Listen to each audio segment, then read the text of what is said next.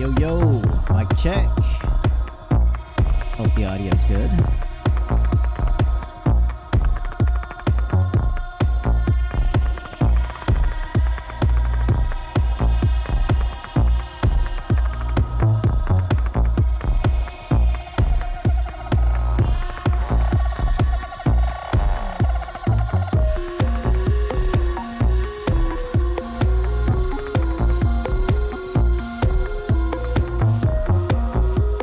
Hope everybody else is doing good.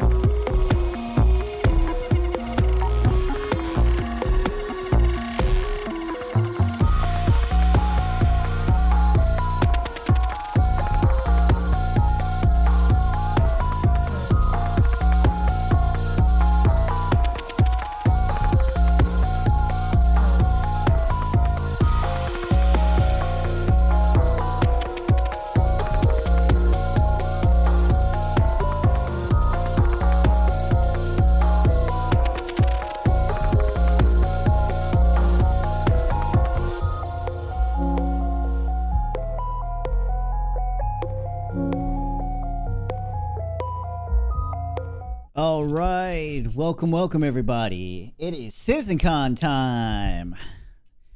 Very excited. This is going to be really cool, It looks like they just started the stream not too long ago, so we're just going to switch this on over. And let's turn on the volume. Oh, you have a timer on it. I don't got that kind of time, man. Okay. I think we still have about an hour. Okay. No, let go. Oh, you got a battery. Yeah. Here, I'll do it. Oh, now you push the button. Yep. There you go. I'm a professional. Ready? Stand over there. Yeah. Hey, I gonna be. Hope everybody's doing good. Good morning, everybody. Okay, now we're good. All right. Now we're gonna do two pictures. Ready? We're gonna go down low, like we're in a rap album. But we can see our bellies then. Well, okay, I'll do this. Good call. And then up high, like we're teenage girls. So that's looking good. And then one that's really awkward. Ready? Okay. Yeah, how's that look? How's that look? All right. Thank you. No problem, guys. All right, let's get in the hall A. Everybody in the hall A. Everybody moving hall A. Slice of pizza? What is that, just cheese? Yeah. All right, thanks. Everybody in the hall. No, about. All right. All right. Hall A, give it up for pizza.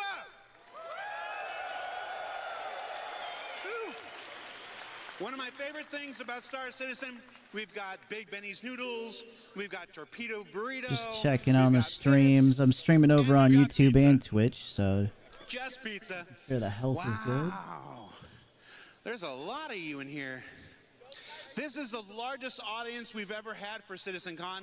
4,200 people, plus a bunch of employees, plus a bunch of crew members. Over 5,000 people in this room.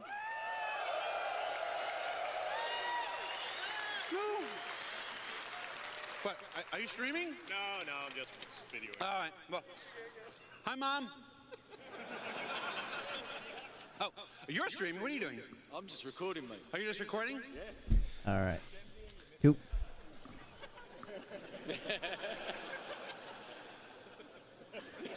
All right, there we go. I am here in the Discord with my buddy Wholearmor and Virago. Thanks. All right. So, CitizenCon, who are All right, who are I'm you? back, Virago and Wholearmor. Martin? Okay. Where are you from, Martin? Yo. I turn that down just a little bit. I love the Netherlands. There we go. I don't remember most of it, though. Do you? Yes. All right. Must be different for visitors. Different priorities. I don't know if I'm supposed to say that on stream. Whose phone was this?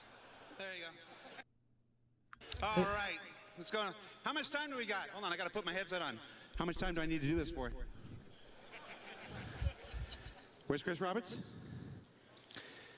Chris Roberts is here. Does he have his mic on? Why is it following them around? Okay. All right, sure. Hey, I'm streaming. Relax. That's what he wants. Sorry. Hey, chill out, man. Not trying to get canceled. Sorry. You ready? Be quiet. Run, fat boy, run.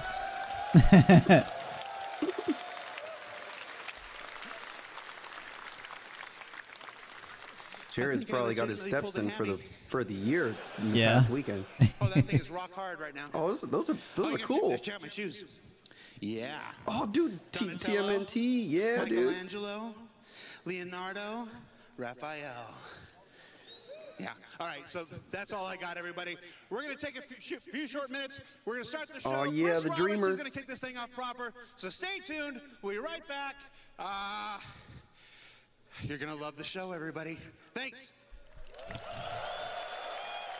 We'll see. Yeah, we'll The see big man about that. We'll see. The big cheese. We'll see if we're gonna love the show. El queso grande. Hey, now my chat's working. Nice. Very good, very good. You streaming, Joe? Oh, yeah. Yep. Okay. Where Streaming you at, on- on YouTube? YouTube and Twitch. Okay. Look at all these suckers. I'm gonna unmute you guys from Discord. Okay. Let's Roger that. all right, hold on. Here we go. Boom. All right. So now we are live streaming, ladies and gentlemen, brothers and sisters, right here on Kick, Twitch, and Trovo. Joe, voidwalkerjoe, is live streaming on Kick. Nope. No, on Twitch Yep. and YouTube. Yep. That's a bigger stream. Or that's a bigger screen than, way bigger screen than the one that we went to last year. You was once there, Joe. I know, I But you was know. in California, though. I honestly, I'm really happy I don't get to experience such large amount of people. That looks, Yeah. that doesn't look like fun. I feel like last year was like a very good, that was a good amount of people. That was like, for me, perfect. It was like, it was a lot of people, but yet it wasn't, oh, what is this? Uh-oh. I got the volume all the way up. Yep. All right. Let's see what this is. Bangle. Oh, what is he gonna say? Look at it. He got the pimp walk going on the stage. Come on, Chris Roberts. Get on down, baby. Let's see what you got to say. Let's see what lies you gonna tell today. Yeah, what lies? CitizenCon 2954. Okay.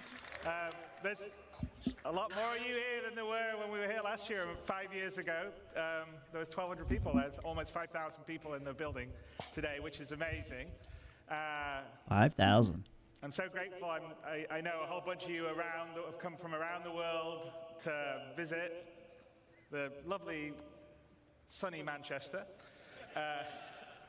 But inside here, there's going to be a lot of very cool stuff, although in this up-and-coming presentation, you may see a few things inspired by the Manchester weather.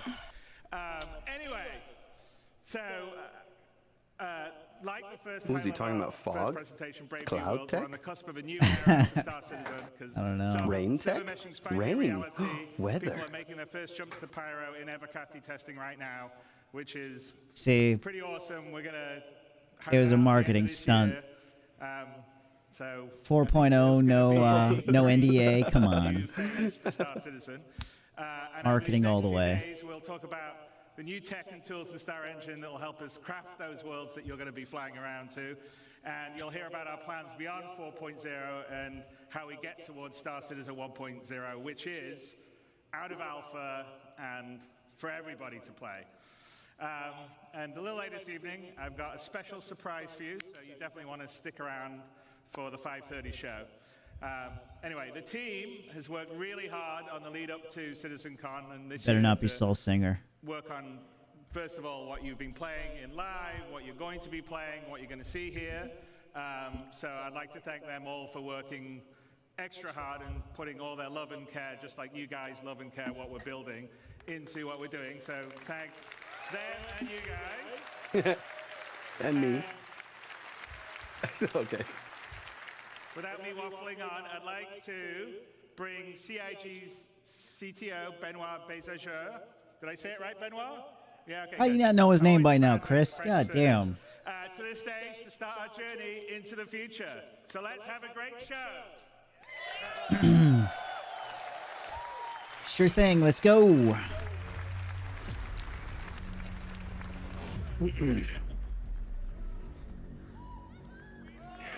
I like Benoit. Here, Benoit's boys. really cool. Yeah, he's now the new top dog besides Chris. Oh, I thought they were booing him for a second. Hola, CitizenCon, ni hao, CitizenCon, and hello, Manchester. I'm not gonna need this anymore. Cool. I am Benoit Beauséjour, or as some of you know me, I am Balt on Spectrum. Today, we will talk about Brave New Worlds. This is Pyro 2, Monarchs. Okay. It's a barren planet, not really habitable. Now, since the advance of our planet tech, we've always allowed players to circumnavigate planets and move from orbit to ground seamlessly, explore complex areas in intricate detail. Now, with server meshing, we're going to need a lot more locations for missions and destinations for more life. See. But there's a major question that has always followed this project since the beginning of Alpha 3.0. How are we going to make a large number of planets and systems? Right. How are we I've going to been asking that question for years. benchmark we've established? In this technology update, we bring life to lifelessness, even to monarchs. We take the physical representation of the terrain, the geology, the atmosphere, the climate, and the environment to create accurate biomes that spring naturally from the collision of all these environments. Coherent, denser biomes that follow the laws of nature that we encode into data. Data that we then leverage to place flora and fauna, yes, but also settlements, buildings, Procedural generation. alien and human life in a planetary context. This creates worlds that are scientifically plausible, richer But in smarter gameplay opportunities. procedural generation. We want you to find adventure just by going around the planets without a quantum point. We want you to find actions along your path. For this, we are changing how we made the game. We are scaling how we made the game in all areas. This is not just a Planet Tech update. This is a collection of systems that we call Genesis. Yeah, look how he did his little walk. Look. He like, Genesis, yeah. Yeah, dude, he got that cool guy pose. Like, yeah. Yeah. Genesis. All right. The Microsoft presentation guy pose. Welcome our very Yep. own The Steve Jobs, like. Phase 1 of Genesis. Yeah, he had that little swag The on him laws when of nature. River guy. God damn it. Are we seeing? Yeah, here we Don't go. you show us another river, dude. It's all topographical based. Hello, Star Citizen. Yes, hello, CitizenCon. Yeah.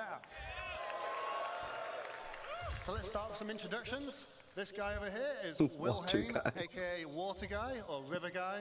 The river guy, yeah. And this lovely gentleman is Ali Brown, pusher of pixels extraordinaire. And we're here to tell He's you the about pu- phase he's the 1 of pixel Genesis, pusher, which we're man. entitling The Laws of Nature. And this revolves around the fundamental approach we use to build our planet and is the literal foundation for everything else we're going to talk about in this talk today. Now, it centers on data-driven, physically based rules that we aim to realistically emulate nature and its incredible diversity. Before we dive in a bit deeper, let's just recap on some of the things we already have on our planets. So here you can see our lovely atmosphere and our cloud rendering, which can provide some spectacular views. We have our on-the-fly terrain generation, which is no loading screens in our game, which we're very proud of. And then we have our scattering system that can populate these planets with many different diverse biomes. And we've been setting quality benchmarks for each of these biomes as we come across them one by one. But what we have isn't perfect. This scene on Microtech, it looks great, but it's not getting the same density that you'd expect from a real pine forest. That's one of the things we want to solve. The other, if I take you to the other side of Microtech, you'd be excused if you thought we'd just turned around and looked at a different part of the forest. Why is that? Well, this is because currently our artists create slices of biomes in great numbers. Performance. And then they distribute them across the planet using humidity. So how are they going to get around properties. performance? That's Each the question. slice looks great in isolation, as you've seen, as you've explored. But this is not the solution to give us varied and natural biomes across an entire planet. Additionally, just using humidity and temperature limits us to only 2 degrees of variation. And that's not enough for the sorts of planets and worlds that we want to create and for you to explore. So how are we going to scale up our planet generation? Well, as I said before, we're going to start with physically based rules that drive everything. We want nothing to feel random on these planets. We want no limitations on the number of biomes. We want infinite biomes that are continuously changing across the planet. And we want extreme density, and we want to maintain or exceed all the quality heavy order with our existing biomes. And most importantly, we want it to be scalable so that we can really scale up to the level of content that the designers are expecting. And from your perspective, we want you to be able to truly explore and find unique playing opportunities everywhere on our planets. So to start can you this, do it, we're going to need more data. Didn't we talk about this? So, I asked, like, how are they going to scale some of this? our existing data sets on our planets, we have temperature, which we define locally and globally, and humidity, and that's it for now. With Genesis, we add many other data sets, such as the geology type, the soil type, Oh, and then base also building. go We for need that things for like base the building. soil depth, Resource and the quality, gathering. and the nutrients, and many other properties all drive this complex data set that we use to build rule sets on that each individual asset can describe how it should work with them. They talked about that during the Pioneer panel that one year. They talked about the soil and the ground that you build on will determine what you're going to see is a vertical slice of development. It's very what you early gather. stage. It's very work in progress. You might see some bugs, but that means it's only going to get better, so be excited. The number one challenge with planets in our game is scale. In no other context do you need a planet to look great from first-person perspective when you're stood among the trees. You need it to look great when you're in a spaceship at a quantum marker miles away, and everywhere in between. There are no loading screens, you see everything. We cannot afford for it to look bad in any of those scenarios. So, let's start from a ground perspective. Demo number 1. Let's have a look. Here we go.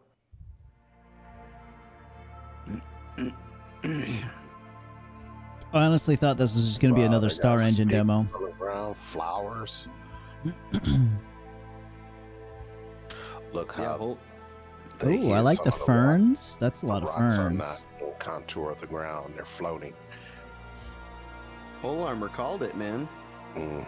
I really didn't have any faith that they were going to touch up the forests or dense things up because of the data, just the amount of data it would need. But here we are.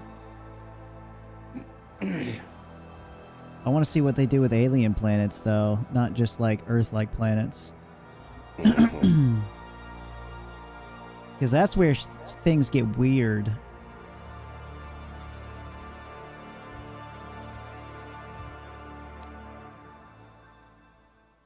Okay. So, how do we make that? Okay. Thank you, thank you. So, let's talk about first what's underneath it all. The ground! Cool. So, so, in our previous terrain shader, we just switched between different ground textures depending on climate and didn't really consider the unique properties of each type. Now, We're getting in the thick of it. Is based around 4 layers. We always first consider bedrock at the bottom of it all. Then, where appropriate, we add layers of soil of different types. We then add debris where appropriate, whether it be pine needles, dead leaves, etc. And then when it gets cold, we add snow. Each of these layers has unique shading properties and unique transitions between them. Because we do this all in one shader, we're able to achieve that as well as being performant. We can also use things like water saturation to darken and tint the soil and other properties to make it look more realistic. But that's not what filled most of the screen in that demo. That's the vegetation. Like what Ali said, we want to emulate the laws of nature. So in Genesis, we have rule sets for every asset that tells it how to respond to our rich data, whether it be soil type, water availability, temperature, geology, or whatever. We assess the viability and the vitality of each asset and compare them to decide what is likely to spawn in a natural environment. This automatically creates the cohesive environments that you saw in that clip. Not handcrafted anymore. No one has told those ferns and those pines to be like that. They each want to be like that. They want to be like that. That's what we're doing. Multiple assets coming together to create a unique microbiome. What about trees then? Same thing. They have a larger requirement for space. They have a larger requirement for nutrients. That's how you see the distribution, and it's how it all works.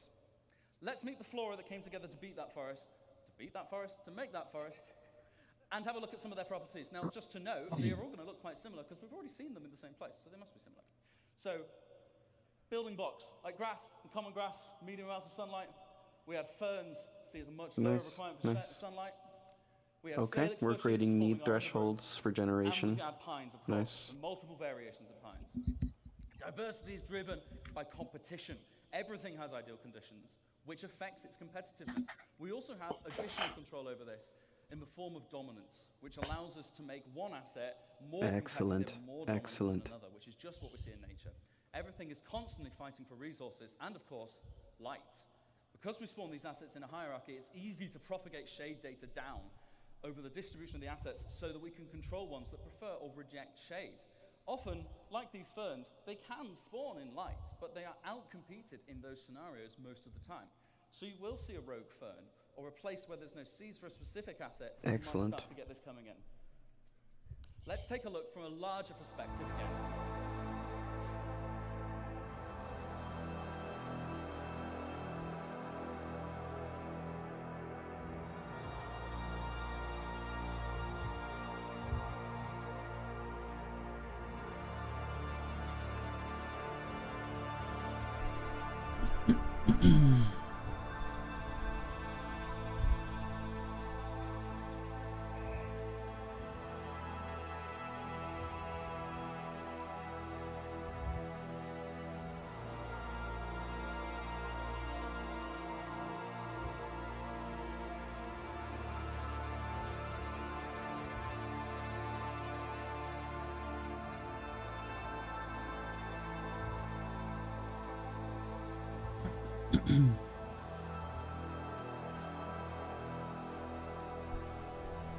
I like the variation as you get higher in the mountain, the bedrock is exposed.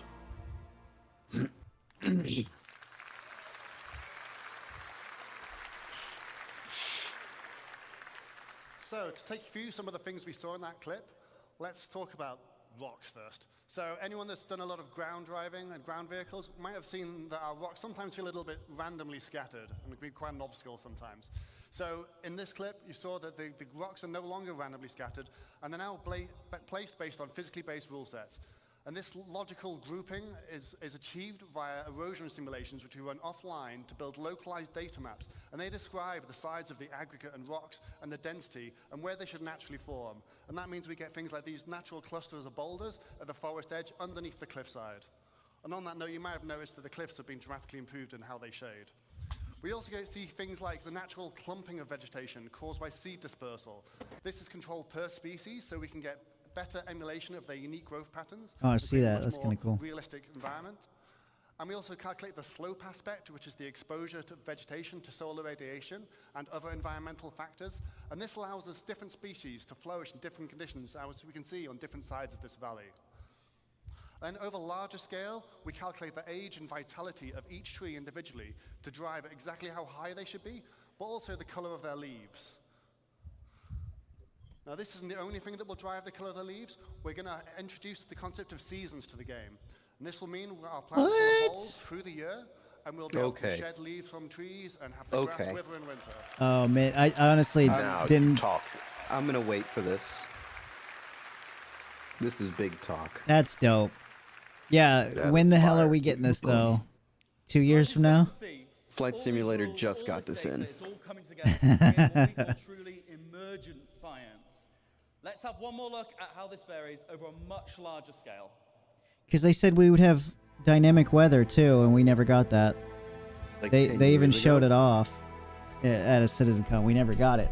So what makes them think they could do this anytime soon?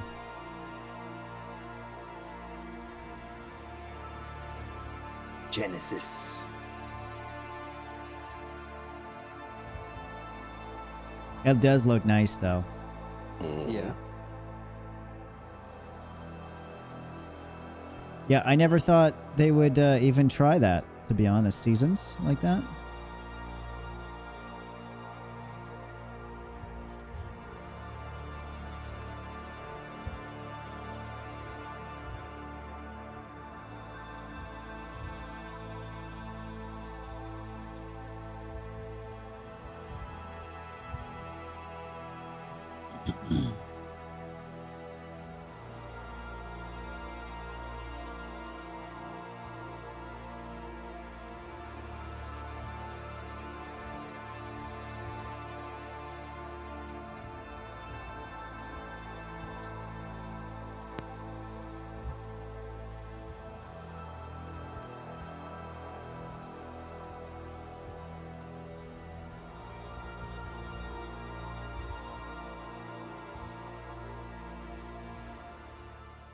Just like in real life.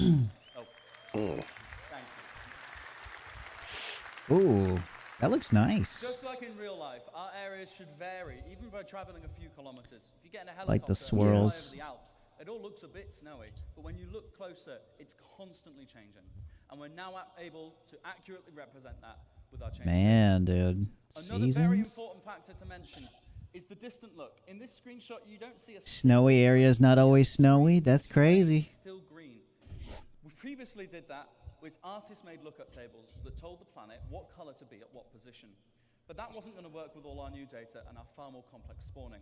Now we have a systemic solution. The Dude, planet does that simply mean takes rivers are gonna intelligently freeze? Evaluate what's going to spawn there using the same Or no? principles that cause the assets to Probably not. get there. That means we can sample the sort of color that is going to project onto the orbital view. 'Cause that would be dope. We get a far better accuracy from the result. One thing at a time. Together, by creating rules and authoring data that works, we create a continuously varying planet that sets the scene for the incredible exploration gameplay I know you guys are going to have. But how have we done this without compromising on performance? Right. So, Exactly. with all this new data sets and these physically based spawning rules, you're probably wondering, how is this going to handle in your CPU? We don't want to melt anyone's CPU, so we've redesigned all of this tech to work much more efficiently than before, and now it can run on many cores. This allows it to be run perfectly well on both the CPU and the GPU. So we've redesigned our framework so that we can run it at both and swap between them freely. Now, the benefit of this is we can do things like, first off, move the terrain system to the GPU, and we've now done that to get some incredible performance improvements, but we then also cache the results in something we call a virtual terrain texture. I'll give you a quick demo of this now. This is now vastly faster than the previous system, but it also allows us to generate the terrain in much higher resolution, which means all the popping you can see on the mountains as we're approaching, all of that should be completely eliminated on the right-hand side. If this eliminates popping, that'll be big. Yep. Oh man, dude, that's the one thing I hate in games. I just hate Is that texture popping? the LODs coming. messes up Like the- you could tell when the LODs so change. much. By making our Yep. terrain system more efficient, we've been able to introduce some improvements, including high-resolution ground textures, proper blending between surface types, and of course, better tiling. If you're familiar with any of our planets, we've taken off all the Yes. assets Yeah, I that hate the issue. tiling too. Yes. how it looks. Thank you. Thank you. You definitely see the tiling from like when you fly into a Yep. moon. Yep. Yep. Oh man. Finally, dude. One more. It's better. I mean, you can still see it, but it's better. When do we get Some this better, though? You know, what's the time frame for this thing? With the terrain data cached on the GPU, like Ali said, we can perform the scattering there too, which is significantly faster. All those algorithms that we've used to generate those first bits can run there without being more expensive on your CPU. And it also means the results are directly there on the GPU. We can render straight from them. That allows us to have dramatically more density in our new system. We can render objects directly without having to go via the CPU every frame. We also cull at different levels of granularity, with bigger groups in the distance and individual assets up close. Just as a demonstration, this is the sort of density you can expect on Right. Microtech today. And in a second, Oh we'll my flip over to God. what you can expect. from the new Swirls. upcoming Give me tech. swirls. Damn. Just ocean of trees. Oh, Wow. You could get lost out there now. In a second, we're going to turn on the culling groups, Devo, so you can see. These are the groups that were created of those trees. No and of the popping, terrain. bro. Look And at as we that. get closer, we shrink them so we're more intelligently rendering what we need Oof. without having to assess each This is tree definitely AI tech. all the way down to the ground.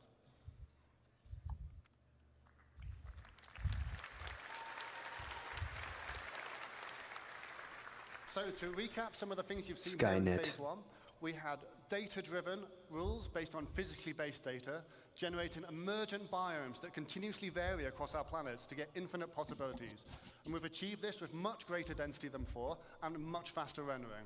And we also achieved seamless transitions from ground to space with zero popping. So now that we've got all this tech, it's time to talk about how art might make use of this. So for that, I'll hand you to the next phase towards Sebastian Schroeder. Thank you, guys. Thank you. Nice. Thank you for doing things that I never asked for. Get the but whole armor clap that's for so me for awesome. that. Oh yeah, man, that was great. That was great. Wow. Thank God it's only 20 of you, otherwise I'd be nervous. Right, thanks for having me. I'm here on behalf of the Planet Content team, and we're very excited to finally show you some of the things we've been working on. As you've just seen from Will and Ali, the system keeps growing in both complexity and capability, so our libraries have to grow alongside it. Wait, should I click? No.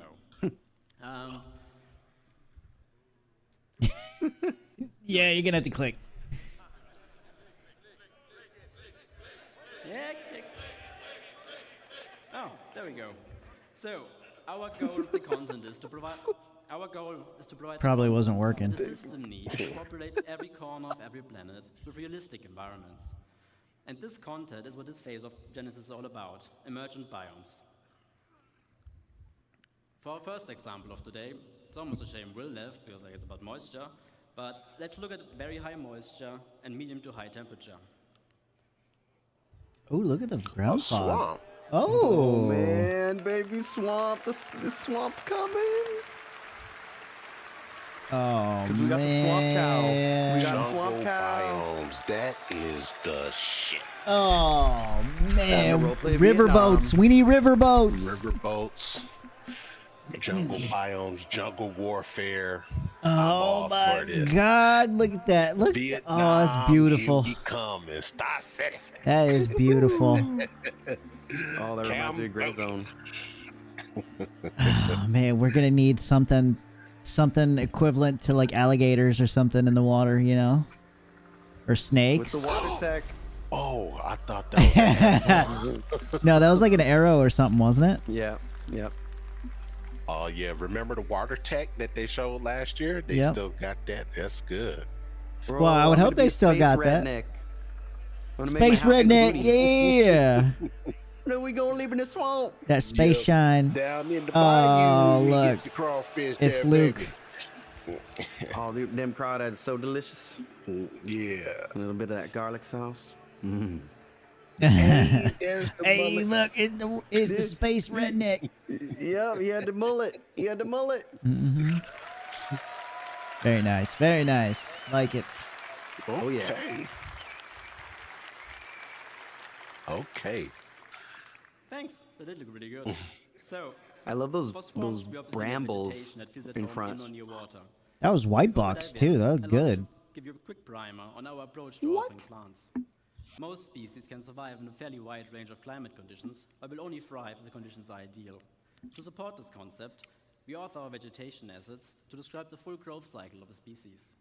If the conditions aren't ideal, they may not grow to full maturity or look their best, but the species can still exist. Oh man, Let's have a closer look. I think the fact that they have all this, For the water's edge, we made plants. I'm starting to think that Terra might be actually doable. Aquatic ones to float on the water surface, Bro. If they can make it dense like this, This willow, I bet they could do Terra. Terra might be an actual viable thing. Wow, look at the maple tree. The last I one. love this it's taking a bit variation. longer now, but the last one, I'm gonna wait. The last one you may not see used much in other biomes, but it's a very iconic one for the Excellent. swamp, the bald cypress. Flowers. Those are fish. shrubs, Do you see those fish? Fish. Yep. You get them fish. Fish. So another feature we need for make a swamp experience a proper one is water injection. Over the last year or two, a lot of work Oh, I has thought he gone said into improving injection. the way our water reacts and renders.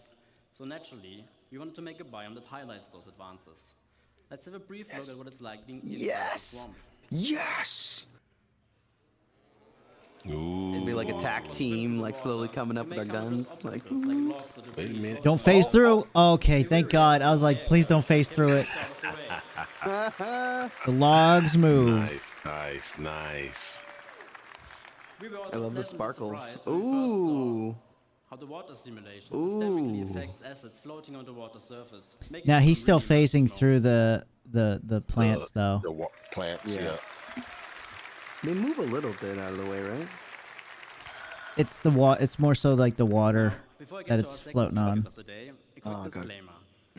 Obviously, all the things you're seeing here today, we're still actively working on, but this one in particular, it's a bit early in the process. So let's have a look at extreme object density next. With the data saying we should have high rainfall and sunlight year-round, it's the perfect condition for our next biome to appear. A what? Bro, Oh. The next biome. Jungle?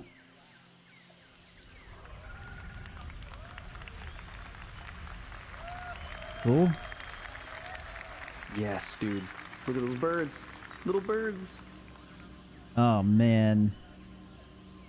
Bro. Yes, dude. It's looking good. I love the jungle sounds, bro. The sound effects. We need those trees to move out of, like, with the wind, with the thrusters coming down like a helicopter. Yeah. I mean, it's all white box though, man. Yeah, But- white box assets. Baby steps. Baby steps. Yep. This is good. This is a good. Oh, I'm hearing all different types of bird sounds. Dense jungle. I love it. I love it. I want space I would monkeys, just be dude. Out here, lost. I will just be out here. Yes.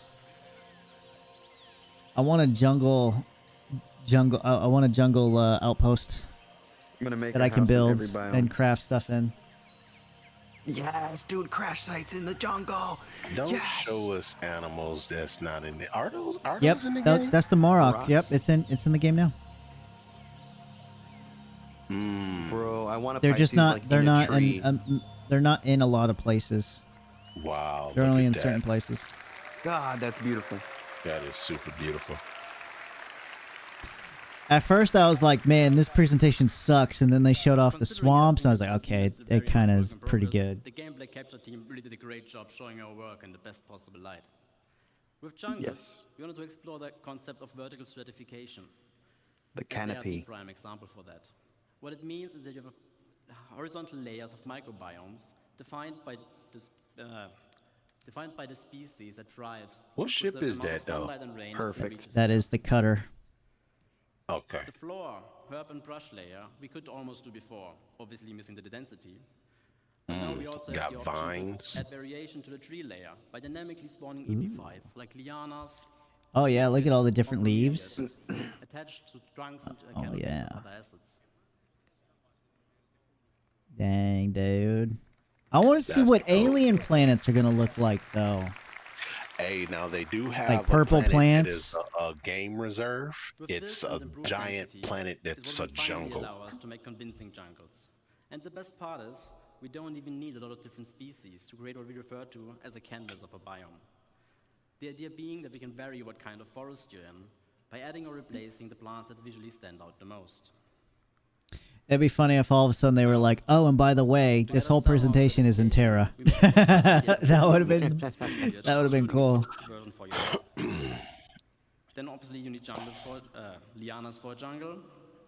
Ooh, look We at the also need vines, to dude. character Right. to the herb Yep. and tree layer.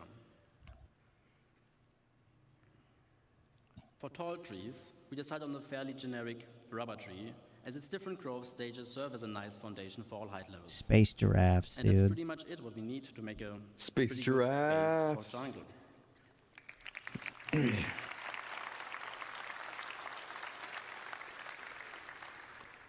Now, for our third and last use case, let's pretend the data indicates regular rainfall and moderate temperatures.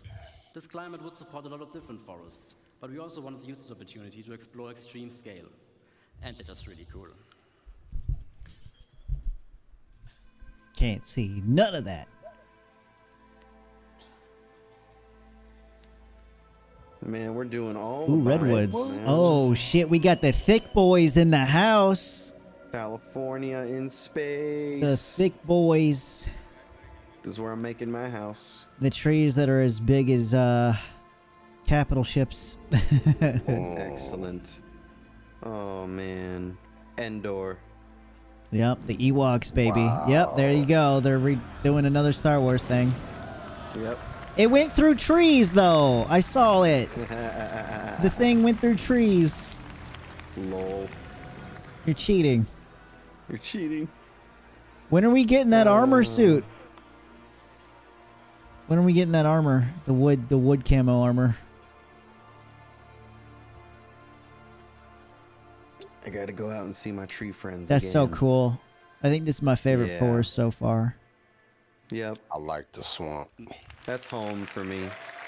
I like the jungle too. Yep. Oh, I like all of them. Yeah.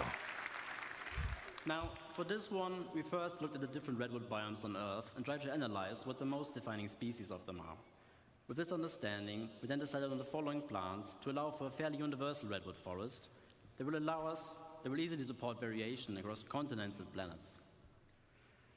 A fairly common family of species for the Is the ground dwellers fern. of all redwoods are ferns. In our case, a sword fern. We also made a huckleberry variant to provide some visual density I'll for the be your shrub layer. huckleberry. To add some Jurassic vibes, we made tree ferns as they can be found in New Zealand. Palm trees. Ooh. The most important one, though, obviously sequoias. And they ended up being one of our most complex sets yet. As it turns out, I they love can grow it. to be fairly ridiculous in size. I love it. I love it. I love it. Keeps going. Oh, look at that. Yes. Yes. That's what I was hoping for. Yep. Yep. Capital ship size, baby. Get a General Sherman-sized tree. Oh, yeah. Now, one thing our game's foliage is sorely missing is the ability to properly react to what's happening around it. The goal here is to unify all forces from all sorry for the horrible rhyme. All forces from all sources. Wind, characters and creatures, ships, He struggled with explosions, that, whatever didn't else. Yeah, he did. Let the vegetation behave accordingly. Now, as part of our tech improvements, we will be implementing a that. GPU-based simulation that's fit for our game scale. For now, we've set up the ferns with our existing CPU-based one to better visualize what that it looks would feel like to walk amongst those giants. You'll never find me again. Also, with the biomes on our Goodbye. planets now being defined, We need ghillie when suits which now, option dude. wants to appear, If we get ghillie expect a lot suits, more we could happy fucking... accidents by having species I'm gonna invade live like a different hermit in biomes, that forest. making for some unique locations, hopefully. We need to be able to take Surely. ghillie suits and be able to take the foliage from around us and have it match, you know, whichever foliage we're in. Like you do in real life. Now, before I get to disappear off stage, I just want to say a big thank you to everybody involved, especially my team in Frankfurt for doing such amazing work and being all around great people. And also to all of you guys. I really hope you have a fantastic CitizenCon. This concludes this phase of Genesis, so please welcome Ian to the stage so I can tell you all about the next So one. jamming. Don't fall. Pick your feet up.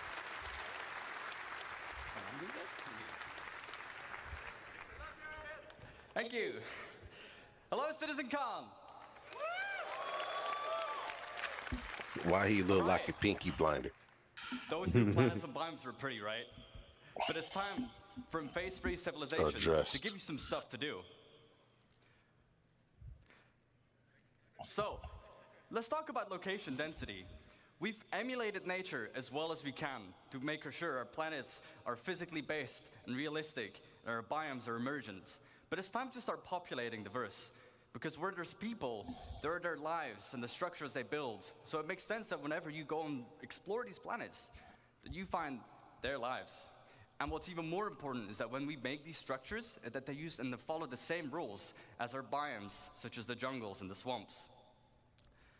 But before we continue, let's first take stock as to where we are now.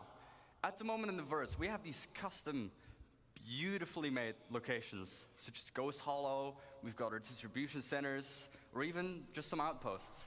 And these have all been handcrafted by our designers and artists to hit that benchmark. And they've been working directly on the planet. However, going forward, this doesn't really scale with how we want to go forward with the game.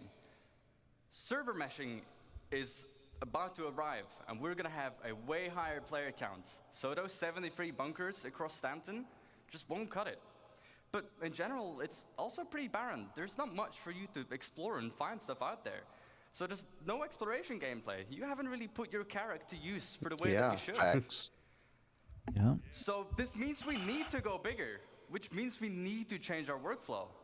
And with any workflow means we need to first establish a new benchmark. So with our new benchmark, we are ensuring quality and improve on our previous work and make it even better. And any location that you'll find needs to have its own unique personality and no repetition. We don't want you to find the same location twice. Yes. This also means that this is your exploration and your findings. Yes. So when you go out there and explore with your Carrack or with your Corsair, is that whatever you find, you can share with your orgs or with your friends. As for that density, if you fly down to the planet, we want you to find something, let's say, every 100 clicks. But also every 100 improve the clicks. mixing What? experience. So when you stay more on the That's planet, amazing. you're more immersed, and you go from location to location. Just keep going. That's what I'm talking about, where So you going be able to forward, spend more we are time modularizing planet side. all our existing locations and assets, where you're basically making a library of buildings and Make the layouts ground that we'll vehicles be more using valuable. to no longer work directly on the planet. Mm-hmm. The neat thing, all these modules and assets can be iterated upon and tested right in the editor for all the designers and artists. To ensure Can we fun actually gameplay drive and around interactive rocks now? sandbox activity, and Well, that's also what make they sure said all in the mission last stuff panel. is there. Basically, we're building They a updated toolkit. the terrain so the rocks are in more So they're in let's look at smarter some of the things that we places. need Right. to keep in mind as we are making that toolkit. First and foremost, we've got our art style and branding.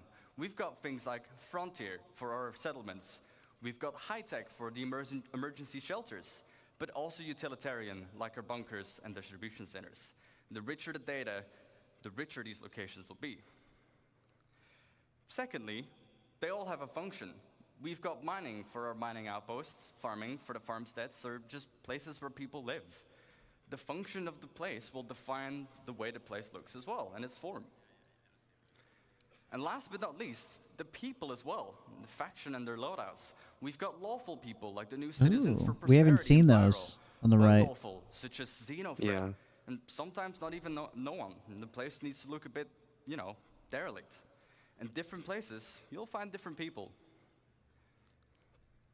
So, now that we've made our toolkit and we've defined all this new stuff, let's start building thousands of locations. Yes, I said thousands. So, to avoid the same issue of working on directly in the planet, I'd like to introduce to you Starkitect. Bro, I need to take that shot. Oh man, you're doing the bingo card. Is directly on a planetary scale, too scatter late. all these new libraries and modules and assets, and Too no longer early. work directly on the planet. Right. And it uses the same logical rule set as our emergent biomes. And it also gives us full control over the data that we set on these I locations. mean, it'll be 5 o'clock. So expect locations in places where they Soon. make sense.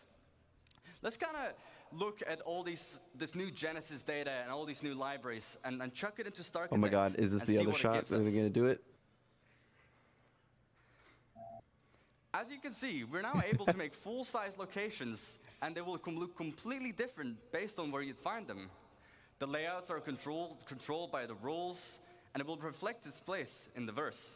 But are we gonna find We've got anything? farms, Is there mining gonna be a outposts, reason? even our older locations, find these such places, as the though? bunkers that you find on Stanton. Okay, just kind of shifts them around, gives them purpose. Now each one has a role. Okay, cool. Oh, what? Is that a factory? What's that? That one was cool. The other one. Ooh. It's kind of hard to see. It's a little Okay. foggy there. Yeah. Mining outposts. So, I want to scale that thing. let's look at an example and kind of use the tool to really, make a location. We can define the rules, as I've mentioned a couple times by now. So for our mining outpost, it wants to be near a resource. We can specify what this resource needs to be. Oh We can yeah. also give us suggestions where sometimes you'd find it here and sometimes you wouldn't. If the location has refineries, it might want to be near water All right, I to want to play refine it. the resources. Let's go.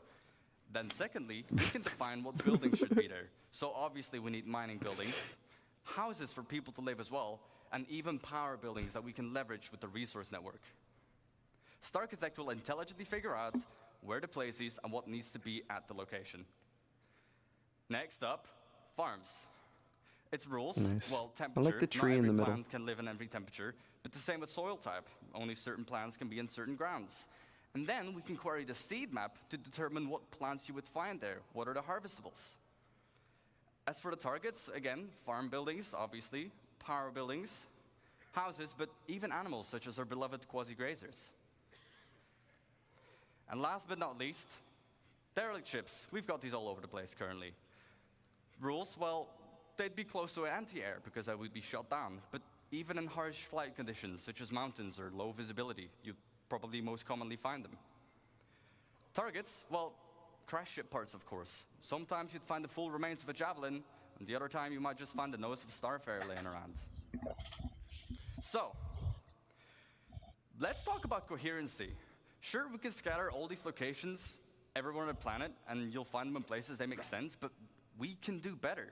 We need to be able to salvage from these. Completely on its own, right? We want to make sure it really feels like people have built their lives here. So, stories? Let's talk about some missing bits. Yes. We want to tell tighter stories. Yes. Such as the people's lives. Narrative Also development. Exploration. If I find one thing, I expect to find something similar or something else nearby. We also need more data control. What defines one mining outpost being different from the other ones, aside from the harvestables? And also give the narrative developments. Make sure, you know, people build near rivers, on mountains. They build near town halls. They build near distribution centers.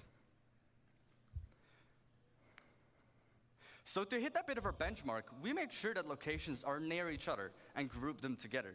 The effect it gives is a fully developed landscape with vistas and points of interest all over. And we ground vehicle capability. Like a cluster like this one that has 13 locations. You can drive to these locations now. Exactly right. Let's talk about clusters.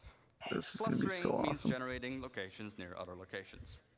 So, for example, if you find a distribution center, just like in the verse currently, I would find forward operating bases next to them. Cool, cool, cool. But if you go even further out, you'd find mining outposts to funnel those resources to the FOBs. Go out even further, you'd find caves around them, because that's where they might find some of the gems. And then we can even specify the data on a cluster level. All of the factions that live at this whole cluster, any mining outpost, that would be the same people, but also what commodities they sell, to find on what resource you'd find. So let's look at an example of the clusters. We have our mining cluster. Again, we can define what rules we should have. Rules, well, near a resource, just like our mining outpost, but also it needs to be on a lawful planet. We can target on a planetary scale where they would need to be. They need protection. Nice. As for the targets, well, caves, mining outposts, but even trade posts. Let's go to the other side of the spectrum. Before I do so, I forgot data. We can, on a cluster level, specify, again, what mineral commodities, but also what harvestable types you'd find are in that region. Now let's look at the other side of the spectrum, an unlawful cluster. What rules? Well, they need to be far away from any other cluster. Because they want to be isolated and do their evil deeds on their own. It's just And unlawful. on It doesn't have to be planet, evil. Such as somewhere in the Pyro system. For the targets, outlaw outposts, crash ships because they would shoot them down, and also ruins from just places they just completely overrun. The data on this one, you'd find specific loadouts, and they'll be using weapons that you wouldn't find any in other legal systems. And these weapons will be sold at the shops in these regions. So, they'll now have we the have a good cluster. stuff. We Here need we go, more than even weapons, bigger. though. Not just weapons. Just like our locations, Yes. we can put clusters near other clusters, and we group them together, Bro. ranging between 10 to 15 locations each. And we group this into what we call a sector. Like this one, that has about 120 locations. Ooh. That's a lot. However, on a planetary scale, we can define how many sectors we should have. with each their Excellent. own data and persona. And every single one of these locations is now ready for the mission system to hook up and give you gameplay. And for you to find Wow. a bunch of places on your own. They gave us stuff to do. And just They haven't given it to us yet, Drago, goddammit. we don't have They're gonna this give us yet. stuff to do. Man, I'm gonna fall out of my seat because of you. Oh, that's the year they're gonna give it to us in 3042. Right. That's real time. Right. Right. Perfect. And again, Good date. this means as architects, we're just able to, on a planetary scale, just define how many locations we need, what you'd find there, and to just give that full identity.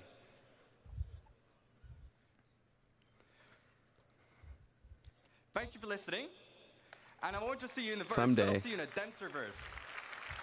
When you're twice the age. However, this was only the first phase of civilization. Let me introduce you to the stage, the person who will introduce life at these locations, Francesco Ragucci. Francesca's Gucci. So, hi everybody. Benvenuti a CitizenCon. He's pretty cool too. So, Like him. Bro, his eyebrow where are we game is today? on So, point. My name is Francesco Borat levels. Ragucci, and I'm the director in CIG. Welcome to the next step of phase 3. We will look into how life adapts to the laws of nature and how all the NPCs can interact pretty much with these incredibly vast and dense worlds that we just saw. Okay. Yes. So up to this point, we have seen how we are building the worlds. We start from the physical data set, and this is to make sure that what you see is not just beautiful and realistic, but also physically accurate. So the distribution of the elements that we have seen and the location and the POIs are influenced by geology, mission, narrative, and the lore. Those locations cannot be lifeless. We want the planets to basically leverage the space that emerge with life. So from an AI perspective, I will categorize the elements of those worlds into 4 macro groups. Emergent environment, that is everything we have just seen being built out of the physical data set. Users-made locations. So this includes everything that our designers or you players will create in the world. So something that is mankind-made and not predefined in the environment. Interior of those locations. Now, this is very connected to the previous point. The difference is that they represent usually a confined space where there is much more tight interaction. And for NPCs, is a lot about interaction with objects that we are usually used to in our everyday lives. And then the day and night cycle. So in essence, the passage of time. That so far didn't have really a lot of impact on the gameplay. So to allow life to respect this world and conform to the rules that this environment defines, well, we want to improve our tools and workflow, and we want to distance ourselves as much as possible from a designer-driven approach. This is because, first, it's labor-intensive. It can be prone to bugs, but also because the scale of the worlds that we've just seen are very hard to be, designer-driven and markup. So we want to improve this workflow, and we will see how manual markup is also not usually the best option, because with these worlds that are heavily impacted by users and changes and customization, it's very hard to know in advance where interesting things are. So today I want to show you a couple of examples of what the IT team has been focusing on to make these systems supported and scale correctly to support these vastly dense dynamic worlds. So we'll look at perception in light and dark environments and dynamic cover generation. So attacking an outpost now must have a level of depth that goes beyond what we had. So layouts of the environment can change, vehicles may or may not be present, and PC can be anywhere. And if it's a bright day, well, we will be more visible, but our enemies will also be more visible. And if you choose to attack at nighttime, well, we'll attack in shadows. During darkness, it's going to be a bit harder to see our enemies, but we will also be harder to be spotted. And it will give us more opportunities to be stealthy and sneaky. How do we do that? So as you see, there is also a lot of different light conditions in this outpost. I hear Copions. Yep, he's got a pet Copion over there. Oh, we get to assault little outposts. So in this scenario, we will start look at how perception is impacted by the day and night cycle. On the planetary surface, as we've seen in the outpost, natural and artificial lights are the two elements that will impact vision. And knowing that, you can use this to leverage your gameplay style to exploit basically all the environment. So what is perception? On NPC level is the combination of data that we collect out of the senses. And vision is one of the senses and just tries to, in a way, simulates the human side ability. So designers can already tweak the perception in different ways. And one way is defining how quickly NPCs can understand what they're seeing. And the light condition have a direct impact how quickly an NPC will fully understand, for example, if there is an hostile in front of them. And obviously, there is condition of light that designers can control, and some others, like the day-night cycle, that they can't. So in this video, we'll see two main elements. The graph on the top left and the two colorful cones. The graph on the left represents the current light level the NPC is in, and the current multiplier this light level generates to speed up or slow down the NPC perception and understanding. The two cones instead represents the primary and secondary FOV. The red color means that if you stand in that location, it will result in NPC reacting the slowest to you, and the green color instead represents the quickest response. So during the night, NPC will have a hard time to understand and foresee and see things. But if they have flashlights on their helmets, they can turn it on, and this will impact their primary FOV, making still the peripheral vision a bit more uncertain. And as you see here, first of all, the NPC is patrolling with his domesticated friendly copion. This is because he wants to exploit the vision, night vision capabilities of the animal, and it's kind of our tier 0 pets. So we will now look at the cover system. That is the next dynamic things that I want to show you. So when we introduced planetary navigation mesh the first time, our goal was really to create a system that would support and process the environment in a very We can snap to this stuff now. Our planets are just way too big to statically export them and process them, first of all. And then their regions only exist when somebody's there and the NPCs are there. So essentially, environment has its purpose only when life exists. Also, let's keep in mind that even if we could export dynamically and statically those planets, so processing dynamically all a static version of the planet, this would be, first of all, wasteful and on the memory side and time-consuming. And also because we have a lot of runtime modification of the terrain, this would require us to still reparse it at runtime, and pretty much that will be almost all the time. So to generate the cover data, we want to leverage the navigation mesh system. And what we do is, as you see here, the blue polygons are basically where NPCs can walk, and the green ones are what we call cover surfaces, that are our simple representation of the environment, what NPC uses to understand if they can hide behind something and if they can shoot from some positions. So up to now, we have an approach where designer would be a designer-driven approach. Designer can define in the locations where cover was interesting. They could mark it up, either the location itself or prefabs, and then with a special entity that would just sample dynamically the environment, but would still be designer-driven. This is obviously a good approach it's also a standard approach in gaming industry, but what about all those organic and inorganic elements that get scattered with a new system? Like if designers want to iterate on these ones, for example, and they want to change the physical data sets, those scattering tools will just change completely the layout. And what we want is that designers can do this change without being afraid of doing it because the gameplay was, predefined and controlled, and now they can just make something beautiful but also fun. Besides that, yes, we did have a prefab approach where you can build stuff out of small building blocks. This is obviously a good approach because it's, in a way you can build stuff out of smaller version, but this creates a lot of unnecessary data. Imagine a crate, and we can say that the crate can generate cover.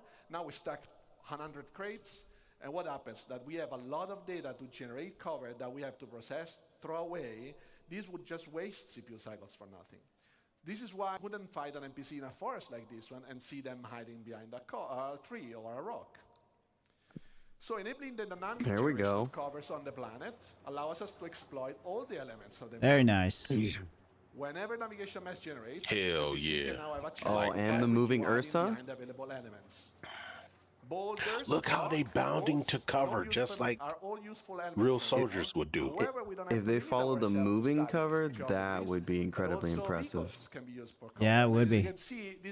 You could have caravans, dude. Imagine NPC caravans around planets that you could like ambush. Last but not least, these systems can be just used on all the different type of navigation. All right, come on, move. Not on the planet, but also, for example, the Start interiors driving. and everything you guys construct. Because obviously, you guys will build your own locations, but you don't really mark up stuff, or you don't want to decide that, because that's going to come automatically out of the system. Nah. So I want to show you. Not quite there yet. Nah. That's all right. I'll forgive him for now. So what I want to show you now is at least it was updating in real time with the moving or something. Yeah. These are some of the steps that our system You notice when it was moving, there was no orange? Really? It was disappearing a lot. That's probably why. The physical representation of the geometries, that is a little bit simpler than usually the render mesh, and we construct it in a voxelized approach. This is also using different types of agent definition. Why so? Because obviously where a human can move is not the same as where a vehicle can move. So we can define different type of precisions and then speeding up the process where we have to, and be more precise where we cannot be to. And we can also create overrides based on different things. For example, if you crouch, you can enter into smaller locations than where you stand.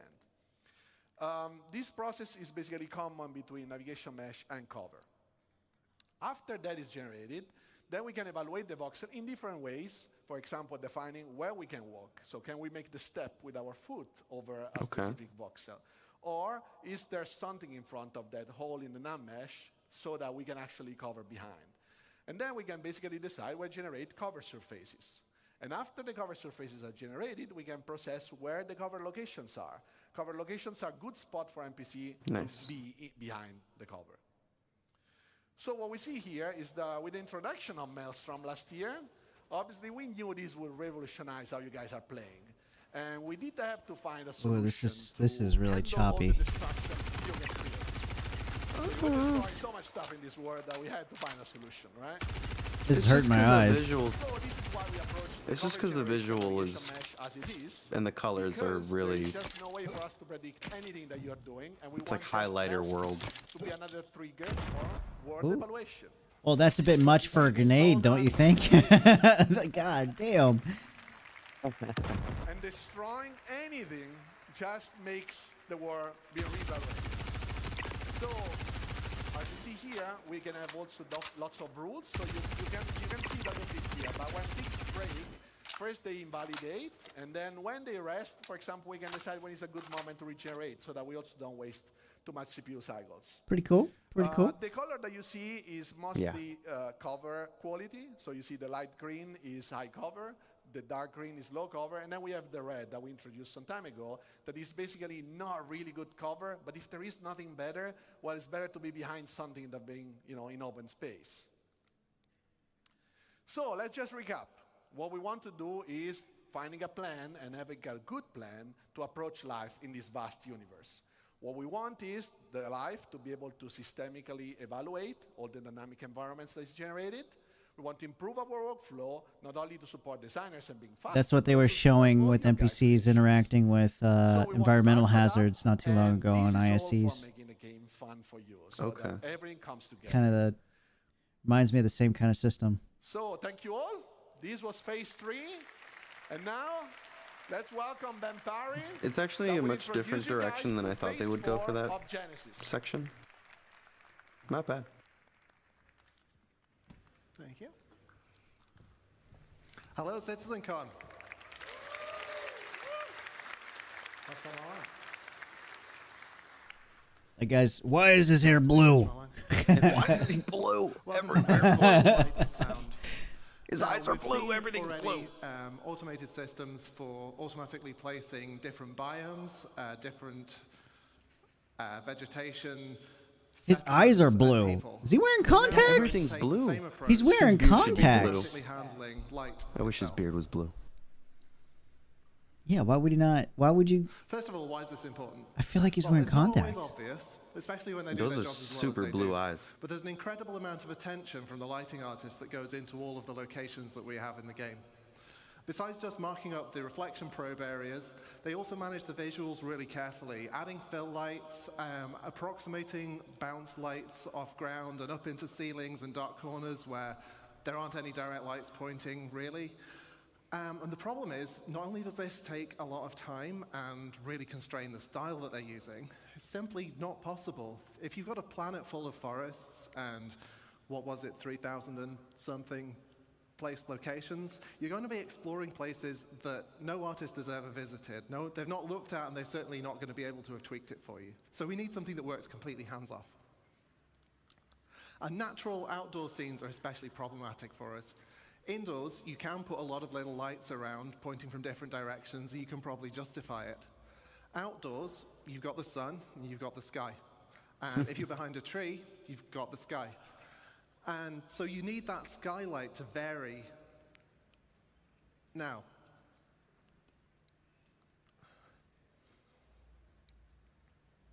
so this is the forest as you'd see it without the GI system. As you can see, all the shadows are receiving lighting from the same environment probe, so it's basically just a flat color across. We replace that with around 40,000 mini ray trace probes. Each of them has their own view of the sky, and so that gives you way more contrast and variation as you move in and out of the canopy. Okay. Yay, we added ray tracing.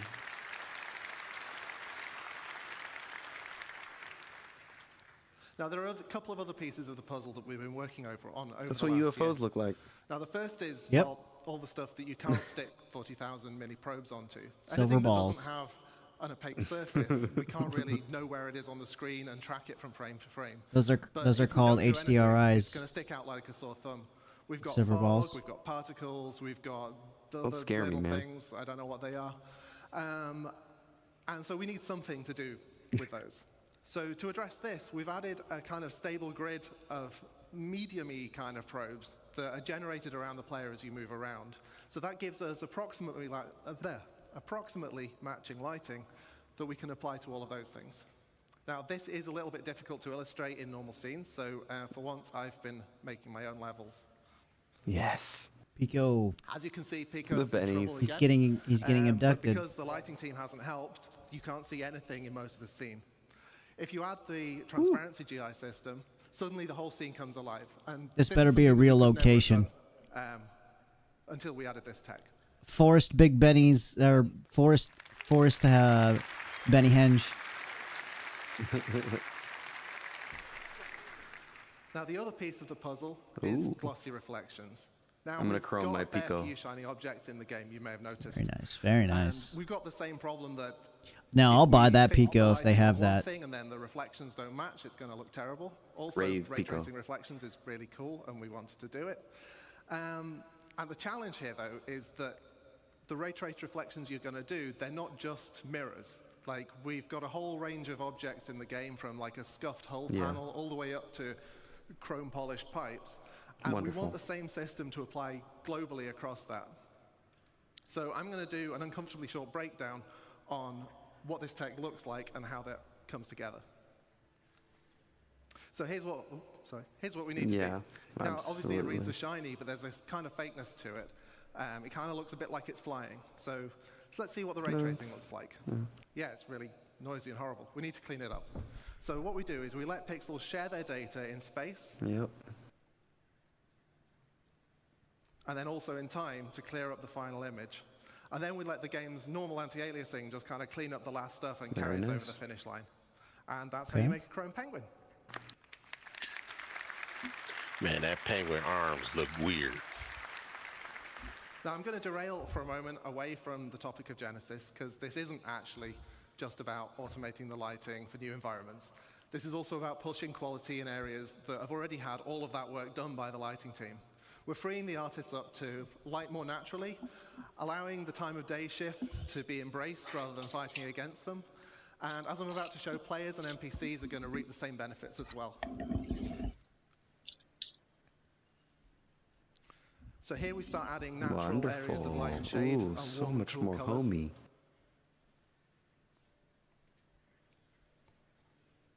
These open areas benefit in the same way as the forest scene did, adding areas of shade and areas of open wonderful lighting. warmth.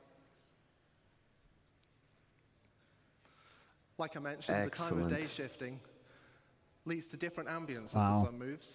Huge difference. Yep. And this is the shot that I just liked. Woo.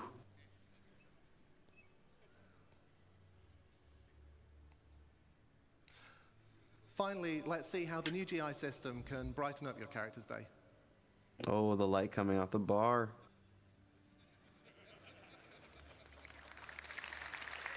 And also their day as well. Whoever they are. Well, I promised you light and sound, but I don't actually know anything about sound. So here's the man who does, Graham Phillipson. Yeah, when are we getting all the overhauled sounds, man? Come on. I need that realistic spaceflight sounds. I love those flared jeans. I've been at CIG nearly 10 years, and this is the first time I've done He's this. got insanely blue eyes, too. What the fuck? So, what's going on? Do you want to make some noise? What's going on? They've been inhaling the spice melange. So, sound isn't as fast as light, so it takes me a bit to catch up. Jared wrote that joke for me, so you can blame him. I mean, Says it right here. We've been hearing things about worms. I know, space worms, dude. We might get them. Amounts of visual and interactable content. Locations, biomes, populations, planets, and systems. And now they're all beautifully lit too, thanks, Ben. Yes, high fidelity. But how do we paint this world with sounds? Give it to me. Come on. It's a challenge. It's a challenge of scale. We need to support multiple star Do you notice they're showing Nyx? Why are they showing a map of Nyx? We also don't want implementation to hinder creativity, and we want a seamless experience. Are they hinting? So we're asking a lot. They hinting, huh? With Star Audio, we can rapidly implement audio for entity classes, brushes, or audio sweeteners. I bet that was a hint. Which can be reused and reflected immediately across the game, including all of those emergent locations we talked about earlier. So again, this is Genesis data driving what happens in game. Cool. And we can do all this without breaking flow. So here's a fairly dry video. It gets more exciting later, I promise. Showing you our rapid workflow. So over on the left, I had to think about that, we have the Wise editor. That's where all our sounds live. In the middle, we have Star Audio editor. And on your right, Plumbing. we have an entity that needs some insect sounds on it. So we can very quickly drag from Theaters of War. Audio. We can mark up. You guys see Theaters of War? A bit of logic. And Treasure Room. Look at Treasure Room. So that it immediately makes a sound. We're getting treasure rooms. Yeah. I assure that is a group of insects. Dude, look, Nyx and Odin. Location, bespoke locations, Nyx and Odin. Yep. If you like that one, you'll like the ones that come later. Oh my god. Oh, dude. Nyx and Odin, dude. There's a little something missing. So to add some realism, sounds respond to how they move, how you move in the world and how they move relative to you. So we need to change the frequency as their velocity relative to the listener changes. This is known as the Doppler effect. In simple terms, the pitch dropping as something whizzes by. Or, in even simpler terms... Excellent, dude. All right, we need it here. We need to hear it. Right. Dude, I want to hear an Idris flyby. To implement their own Doppler sounds. But given how fast we can travel through these rich, dense locations, and the sheer number of them... This is where actually being there, hearing the audio rumble, and you can actually feel the audio when you're actually there, that's where that... The only way I know how. That is actually exciting. Benny noodle machine on top of a mountain.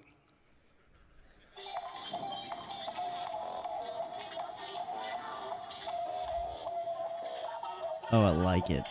Dude, I love the Big Benny's audio. Excellent. So you can hear the pitch and tempo changing as we move relative to the Benny noodle machine, and this is all fully systemic, no special treatment for this sound.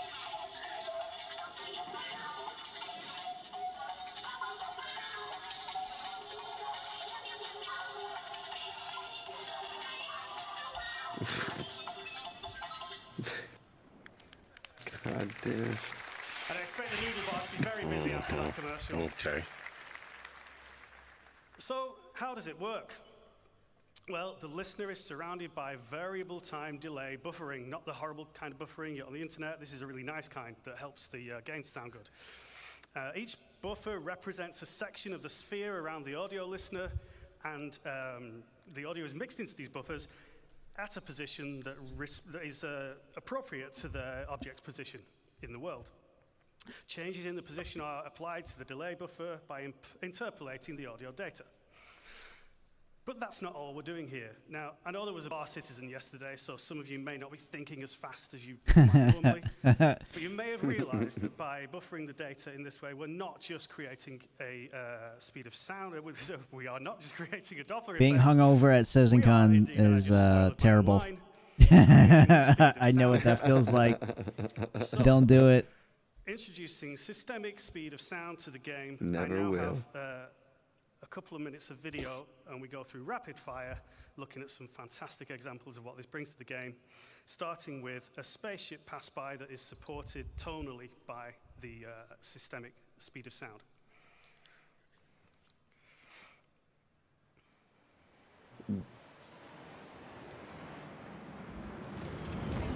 Nice. Sounded nice. That's what I wanted to hear. Okay, sounds cool. What about weapon fire? So let's bring in a sniper and, unfortunately, for the sensitive of heart, a Pico.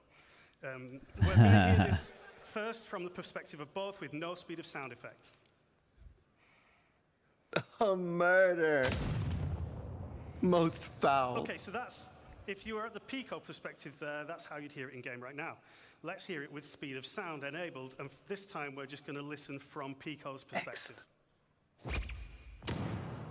Ooh, I like the delay. But don't worry, he's not dead. Nice. I like the shot delay.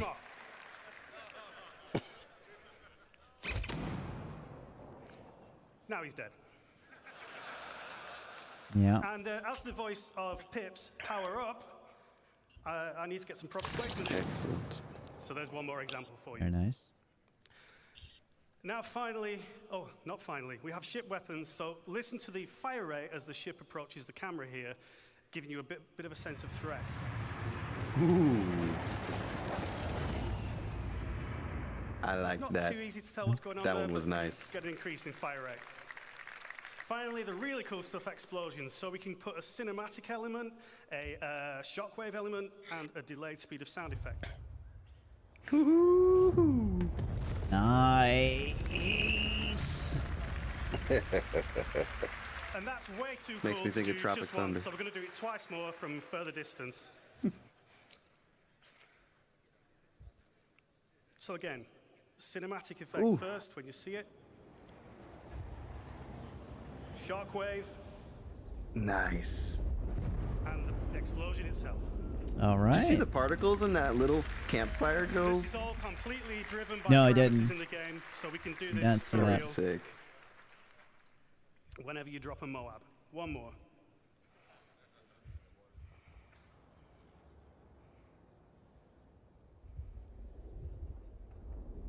Okay. Oh, Nice. little thunder.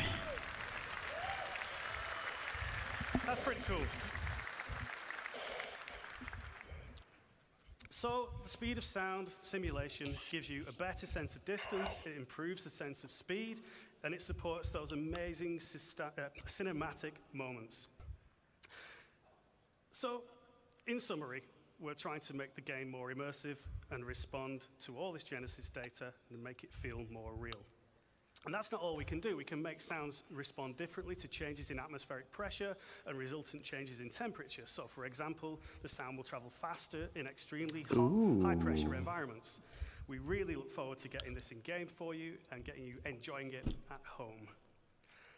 Now, that's all from Phase 4 of the Genesis cycle, Light and Sound.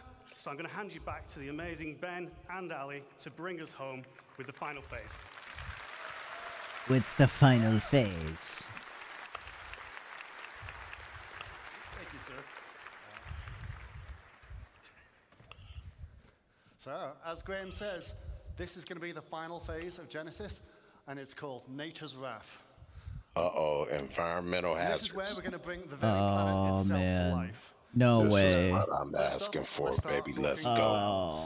Environmental so clouds and hazards. atmosphere have got to be one of my favorite visual features of our game, and they're truly awesome, but they're also completely static. Nothing has changed with them. So what we want to bring with Genesis is the evolution of clouds over time. But this isn't just some simple scrolling animation. We use the same physical data sets that drove the biomes we talked about earlier and So the clouds will finally these move? are also now driving a physical simulation of the clouds so they can form and dissipate in realistic conditions. All so right. this means things like the oceans, the prevailing winds, the mountain ranges, and the temperature will all impact the clouds. But to complement these more dynamic clouds, we've also improved our so lighting model. good. So it now correctly accounts for how light scatters multiple times inside a cloud. And this is important, creates much deeper lighting, and it can contrast against the sun's rays, resulting in much more vivid cloudscapes like we see on the left here, something we're all too familiar with in Manchester. Now, it would be awesome to bring this into context and show it on an actual location. Let's take a look at a quick scene to round this up. Oh, that's what I want. It's a nice day on the surface, but Yep. something's different. The clouds are They're moving, forming. but they're not just moving, they're forming naturally in changing shape. They dissipate as they glide on the atmosphere based on wind data. Oh, at 20. That's at 20 times speed. Look at that cold Now we front start coming. seeing the new cloud shading model come into play. We are seeing enhanced occlusion Amazing. beneath the cover. Oh my God. Emphasizing the sunbeams how it interact with the clouds, and seeing the I want to see dynamic weather though. We need weather. Oh my God. Weather. To see the changes in visibility of the area. Look at that, dude. Precipitation is starting. Previously, Precipitation. we authored static cloud shapes, but no longer. We didn't manually place a volume here. Its presence has been informed by Genesis data. Oh, and it's not just a cloud volume. Rain.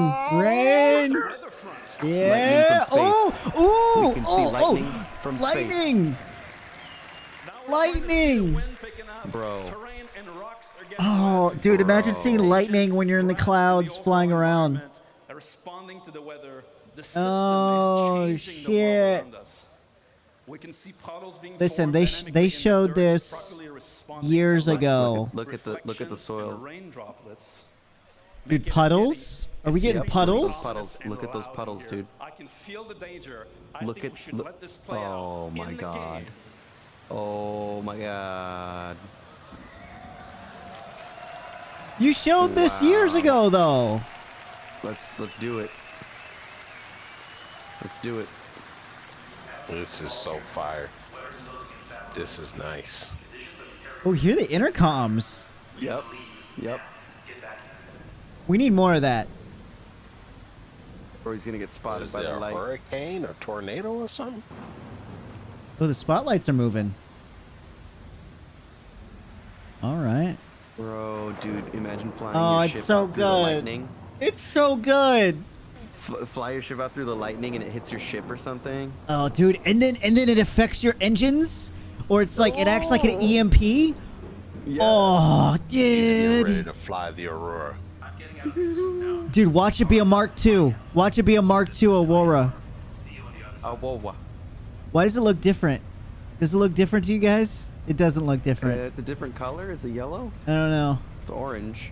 It's just a. I'm they're fishing flying it for all stuff. Realistic. Oh, Watch it get struck by lightning. I know. Oh, the tower did though. Yep. Dude, imagine this happens to your base that you build, the and you gotta fabric go going repair in it, the wind. dude. The barrels are moving.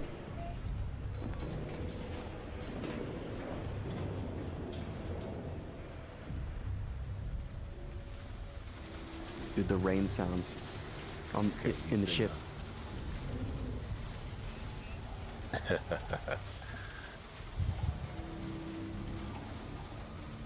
Listen to the ominous sound and All right. music. What are you gonna do now? That's the same soundtrack that plays when you're at the distribution centers. Oh wait, no, not this. This is different now. Sounds darker. Yeah. Something's coming. Are you gonna fly? You gonna fly through it? Mm. Oh It's yeah. gonna be a hurricane. Here we go. Dude, please tell me it guarantee it's affects gonna your be a your hurricane. electrical systems. Or yeah, hurricanes would be dope. Come on, come on, come on. Oh man, this is too cool. Bro. Come on, do it. Do it. Fly through it. Fly through the eye of the storm. Dude, there, Come you on. look at the rain, how it, the distance builds. Oh, Come on, Genesis, you got it. Oh, he's Fly gonna through get the eye he's of gonna the get storm. shot down by the lightning. That poor Aurora. well, usually these planes can take it. How does he see where he's going? Yes! Yeah, baby! He got struck by lightning. So did he. So did he. Oh, come on. Come on. Come on. Come on, baby. The Kessel Run. It's the Kessel Run. Beautiful. Beautiful. Give it to me. Beautiful.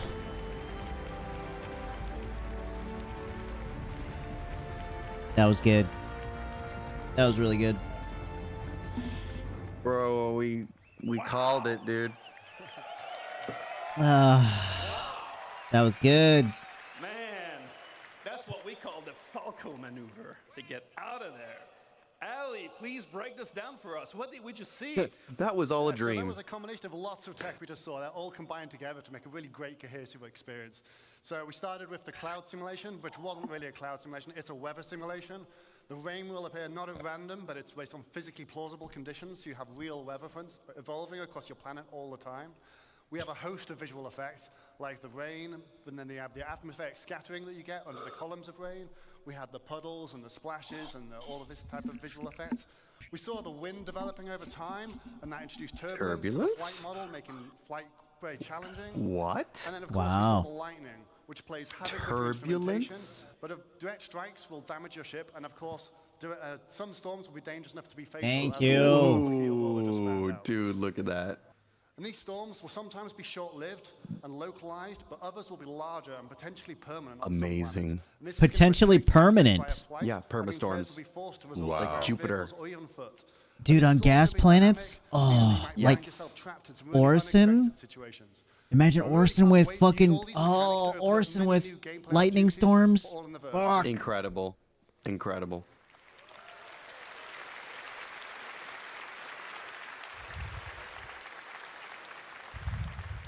A wise yogi once said, "It's your job as a pilot to compensate and stay on course." All right, what have we learned today, guys? We've shown you an approach to It ain't coming anytime the soon. rules of nature into planetary No data. way. We've seen biomes emerge from geology, temperature, humidity, climate, weather, the physical terrain. We create denser, more diverse living planets without artists hand-placing or manually creating biomes, instead leveraging asset mapping. We've shown you a new way to make the game that can scale, to create thousands of Korean places for civilizations on planets that can be used for missions or immersion gameplay, without art and design, hand-placing locations, leveraging world design rules instead. We've seen how populations of AI and NPCs inhabiting locations dynamically adapt their understanding of the environment without custom markup by developers, allowing the creation of more playable spaces rapidly. We've shown you how light and sound also benefit from Genesis data to influence planetary environments, and we've shown how these systems come together when weather comes into an area, changing your gameplay experience significantly.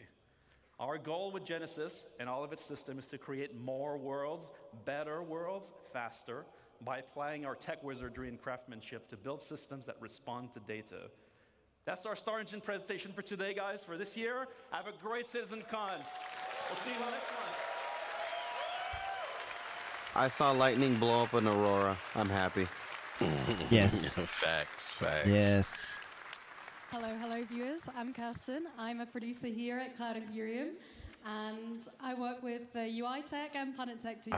I thought she Off the said back of I'm that cursed. amazing presentation is the lovely Will Hain on Planet Tech. How are you feeling, Will? Yeah, I'm feeling really good, thank you. It's been a good day so far. Beautiful. That was a smashing presentation. How is it to do it here in Manchester versus LA last year?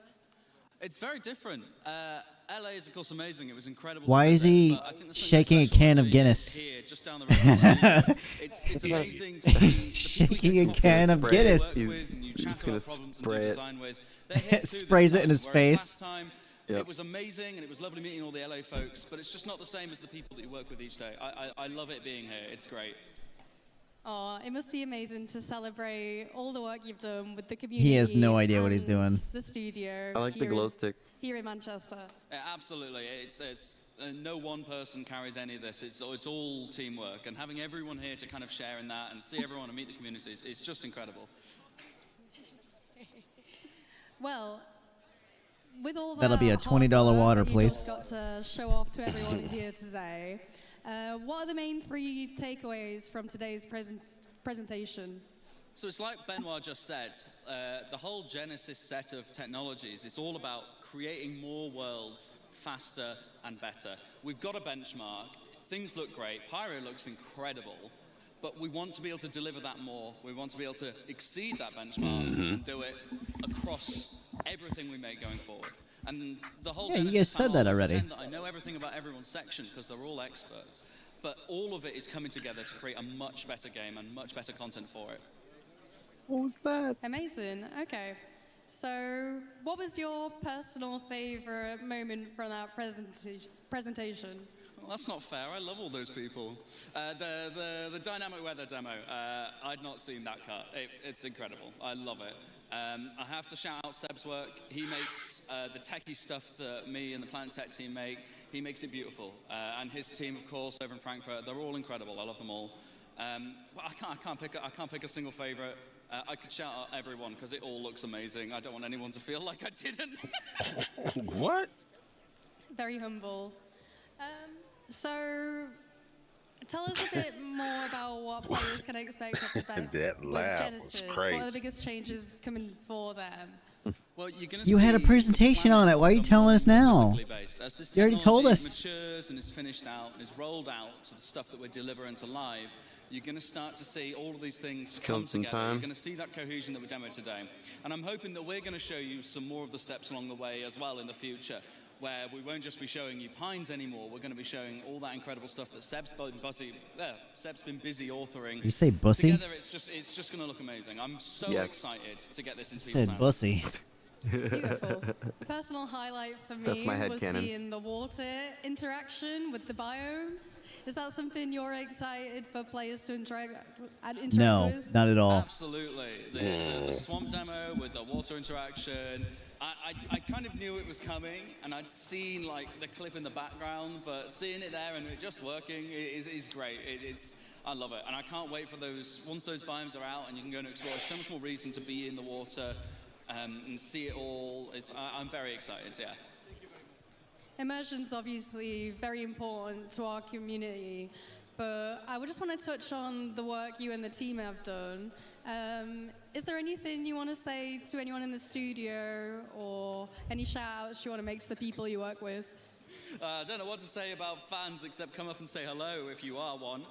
Back at the studio, you guys are all amazing. It's great being the person to stand up and talk about this stuff together with Ali as well, but there are so many people that go into making technology like this, whether it be the water sim and the rendering and all the people that worked on that, or the Planet Tech and all the people who have worked on the giants whose shoulders we stand on, and then the people who work today. It's not just me. We have a team. We have a group of people, and everyone brings a unique contribution. It's amazing. It's great. So thank you to everyone. Yeah, just to echo that, thank you to everyone who's worked so hard on all this tech, including yourself. Yeah. Oh, alrighty. What is dude, the awkward like water seeing the sip? pizza get shot. Dude, Absolutely. Shoot that super guy. awkward He water doesn't- sips. We don't need him. Damn, man. And he's well, man. speaking of community, I think it might be time Wholearmor to roll. They're This is nervous. great. They're Dan, nervous, check out the guys. community booth. It's all Dan, right. are you ready for us? Yeah. Thank you, Kirsten, and thank you, Will. It turns out water is wet, and no one better to tell us than Will. I know. Now, I guys, gotta chill out. I gotta stall them out. For the next panel. We'll be back. What are these guys they playing showing though? out What are the these chairs and the simpets? sim You guys for pits? the awesome stuff we have here on the show floor. So I'm here now at the Monster Tech. Oh, they're doing Arena Sim Commander. area. Monster Tech, we had an awesome promotion with earlier this year where we have these great themed chairs. Look at this. This is an RSI branded Monster On Tech him. chair. Let's get a close in on that if we can. Look at that RSI branding. Look at me. Look at me. I'm Chris Roberts now. I'm Chris Roberts now. So let's take a look at this booth right now. We have an awesome area where players are playing Arena Commander in sort of a real D 4D situation. These are haptic chairs. There's motors in the chairs. They're using our VKB branded joysticks. Thank you again to VKB for helping sponsor CitizenCon. This is awesome. They are getting to play Star Citizen in a way few people ever get to experience Star Citizen. It runs smooth. It looks great. This is awesome. If you guys are here on the show Does it run floor smooth, at though? CitizenCon, Does it? This is an awesome place. You definitely need to check this Arena place Commander. out. Should run How you smooth. doing? Doing well? You winning? Are you winning? Yeah, something? for the most part. He's trying to figure out how to fly again. You have to figure out how to walk before you can run, in a sense. We have a huge crowd of people here, so it might take you a little bit to It's gonna get take in, me a little but while to this get there, is you awesome. guys. And as you can Hold see, up for me. continuing the branding and the theming we have here, just excuse me, guys. We have in-game posters as well. We have a Leilani Addison poster. We have They our should Chip sell Showdown those, posters. honestly. All the theming here is that we were I'd buy on a set of deck posters the UES from in-game stuff. Barbary here in orbit above I Manchester. took a few. Now, guys, we also have On some the last awesome day. stuff we're about to show you. We're going to head over to the community. They were booth like in a lying little around on the bit. ground. But first, I want to take a quick moment to also thank one of our other sponsors, Scan PC. So for those of you who are attending CitizenCon, you didn't even know this, but all of you are actually entered in a competition right now to win a free themed Star Citizen Scan PC. If you check into your bags, you have Okay. a challenge coin. Every Cool. single challenge coin in every single one of your bags has a unique number on it. At the end of the show, we'll be pulling a random number that matches one of those unique challenge coin numbers. So make sure you have your challenge coin on you. If you don't, you're going to miss out because we have an awesome themed Kovalex box named Scan PC. That's really I'm cool. actually going to throw it over to Yeah. Sam, who's going to check out that PC over in our Kovalex box interactions booth. PC. Sam, why don't you show us what that looks like? Oh my god, oh my god. Oof, that camera work. He's like, oh shit, I'm not ready. Yeah, dude, holy Here shit. this one is again. I can't So look. I'm right here at our Oh, they're designing the goodie bag stuff right there. Oh, that's Look at that cool. skull. Dude, if did you guys see the wanna see skull? what you The could skull be in the back, winning, yep. Hang on to Yep. those challenge coins. That is Oh, a that's gonna be in the free goodie That's a bag, huh? vandal. SSD That's a from our vandal friends skull. over at Scan. Thank Yep. you so much for sponsoring this event. Holy So, shit. At the props booth today, I am here with Tom, Joe, and Anise, who are going to be working on stuff throughout the day. So, Tom, what is it that you're working on today? So we have the goodie pack that's going to be. Thank you for the part of elixir. the, Appreciate if you. bought it, Thank you. will have it, and we are doing some of the props that's going to be part of the pack. I'm doing, the stuff that we have going to have, and yeah. Amazing. That's it, huh? So Okay. how are you finding the atmosphere at CitCon? Is it your first time? Sorry, I I was in LA thought last year, I and it was recognized amazing, and him. I love this one even more, and I hope everyone feels the same way, and yeah. So that guy in the back, he's working on the So, award. Unfortunately, Tom Or is working on trophy. a project that shall not be named. So we can't really talk to you about this next question. But let's move swiftly on over to our Star Citizen props artist, Mr. Joe. That is How a are you very getting nice on? PC. Holy Good, shit. I'm doing good, thank you. Brill. So could you tell us about one of the props that you're most proud of from Star Citizen? Most proud of, well, that's to come later. But at the moment, I think my most proud is the item banks, the infamous item banks. We're looking at the art school. But yeah, They probably must have been a those. nightmare. Amazing. Thanks so much. Yeah, those Kovalex box well, PCs we'll leave are these awesome. guys to their very important work. If you want to catch them, you can catch them at any point throughout the event, both Saturday and Sunday. So go say hi and, give them some suggestions. They might make it into game. You never know. So on the right over here, as you can see, a very popular booth. We have JRDF.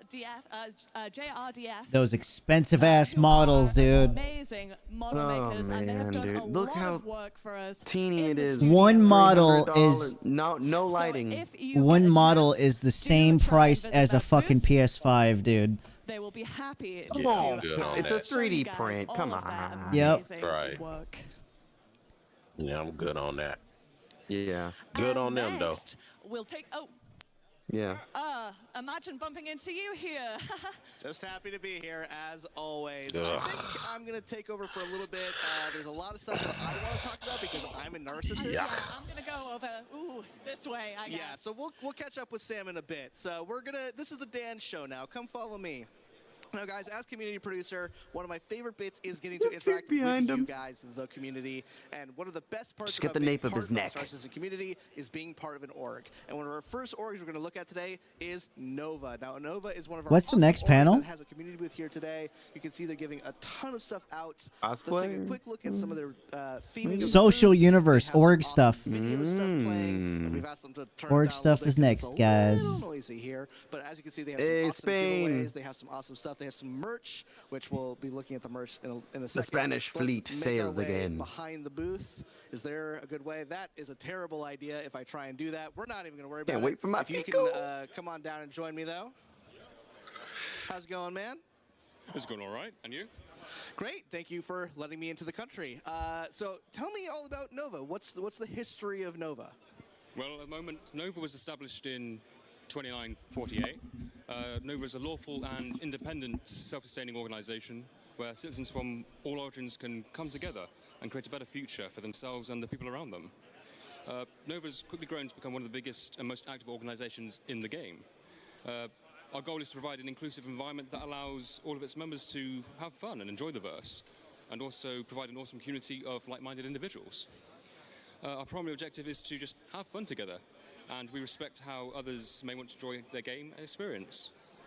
That's awesome. So both new players and old players alike can sign up for Nova. Anyone who's interested in being part of you guys, what would you guys say is your main focus as an org? Are you guys just trying to get a rounded experience for Star Citizen, or is there a specific focus, like role play? What is or your career purpose? focus? They're a bit too serious for me. Our main hook for Nova is the operations we run for our members. Our commanders, specialized in each of one of our 5 branches, put on operations. Are they every day super every day of the structured? week for our members to just enjoy and get out into the verse. Last year we had over 2,500 operations that we ran for our members, and hopefully they enjoyed that, and hopefully that continues to have them stay in the verse and enjoy it. So how many members do you guys currently have in Nova? Sounds pretty On good. the last count we had just over 13,500, and That's hope a we say lot of people in an keeps org. on to keep on climbing. So 13,500 people. That is awesome. What do you guys have here? Let's take a quick look again at their booth. There's some really cool stuff they have here. Right, on the booth, right. Here we have the postcards that were part of a screenshot competition we hosted with our members. The winners, obviously, got to have their screenshots posted at CitizenCon. On the back of each of these postcards, we have the QR codes leading to each individual branch's recruitment video. That's So walk me through the branches. weird. What are your 5 branches? Right, our 5 branches. We have Nova Relief, which is our medical and search and rescue branch. Anything to do with helping people, that's what they do. Nova Defense is our Navy, Air Force, Marines on the ground. If there's anything that Nova needs to defend, that's what they do. We bring them in. Nova Corps is our industrial branch. They deal with any of the mining, salvage, cargo transport, and in the future, construction, hopefully, for building. Anything to do with money, that's what they do. Nova Frontiers, our scientific and exploration branch. They're the ones that go out into the black and bring back the information for us. They also create our grid maps, cartography maps, and everything like that. This for us. sounds awesome. And Nova Skyline, our diplomatic and racing and touring branch. They're the ones that do the races with Atmo Esports, Anzio Racing League, and the Fleet Faithful Knights with their race across the verse. They also help build the booth for our community events. And it's a great looking booth. And that was all of them, right? Yeah, that's all the branches. Yes, that's all the branches. Amazing. So, guys, if you are here at CitizenCon, check out Nova. Thank you so much again for inviting us into your lovely Nova home. So, guys, we're going to move on to the next booth. We have, pardon me. We have Palakis Workshop. We have some amazing minis here. These guys are making some awesome Star Citizen minis. Take a look at these minis. Ooh. We have some painted. That Car2All looks razors. cool. We have an Apo Sentaki Eye. We have a Mercury. No, that's yes. They sell these? Lots of ships. Sorry, people are talking in my ear. We have a Fury. I don't think so. Oh, the Redeemer looks cool. So, guys, I want to thank you guys for coming to CitizenCon. You got a I'm being told Nova we need tank. to wrap for time, so I unfortunately need to throw over to Sam. That vulture Let's looks make sure nice. we go over to Sam. Oh, we're going to Jared. We're going to Jared. Never mind. Let's get ready for Jared. Lots of people talking in your ear. What people don't realize is Dude, people talking in your ear, you can't hear what you're really hear what thinking. you're saying, but I think we're ready for Jared now. Jared, let's throw it over to you. Thank you guys so much for having us here at CitizenCon. Back to you, Jared. Oh my God, what is he doing? He just hurt He's already limping. Yep. Oh, because he ran earlier. Hammy. Pro tip, don't get old. All right, so we just finished our Star Engine presentation, Brave New World. I want to do one more round of applause for all the CTG guys who got up here and showed you their work. I better go pee real quick. Just when you think our planets couldn't get better, they come up to us about 3 months ago and they're like, hey, we've got this. Do you want to show this at CitizenCon? I'm like, yes. Yes, we do. We want to show this at CitizenCon. But you don't think it'll be like an ISC kind of thing? I'm like, no. That's CitizenCon worthy.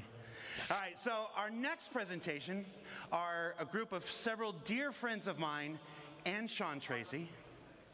You know I love you, baby. I love you.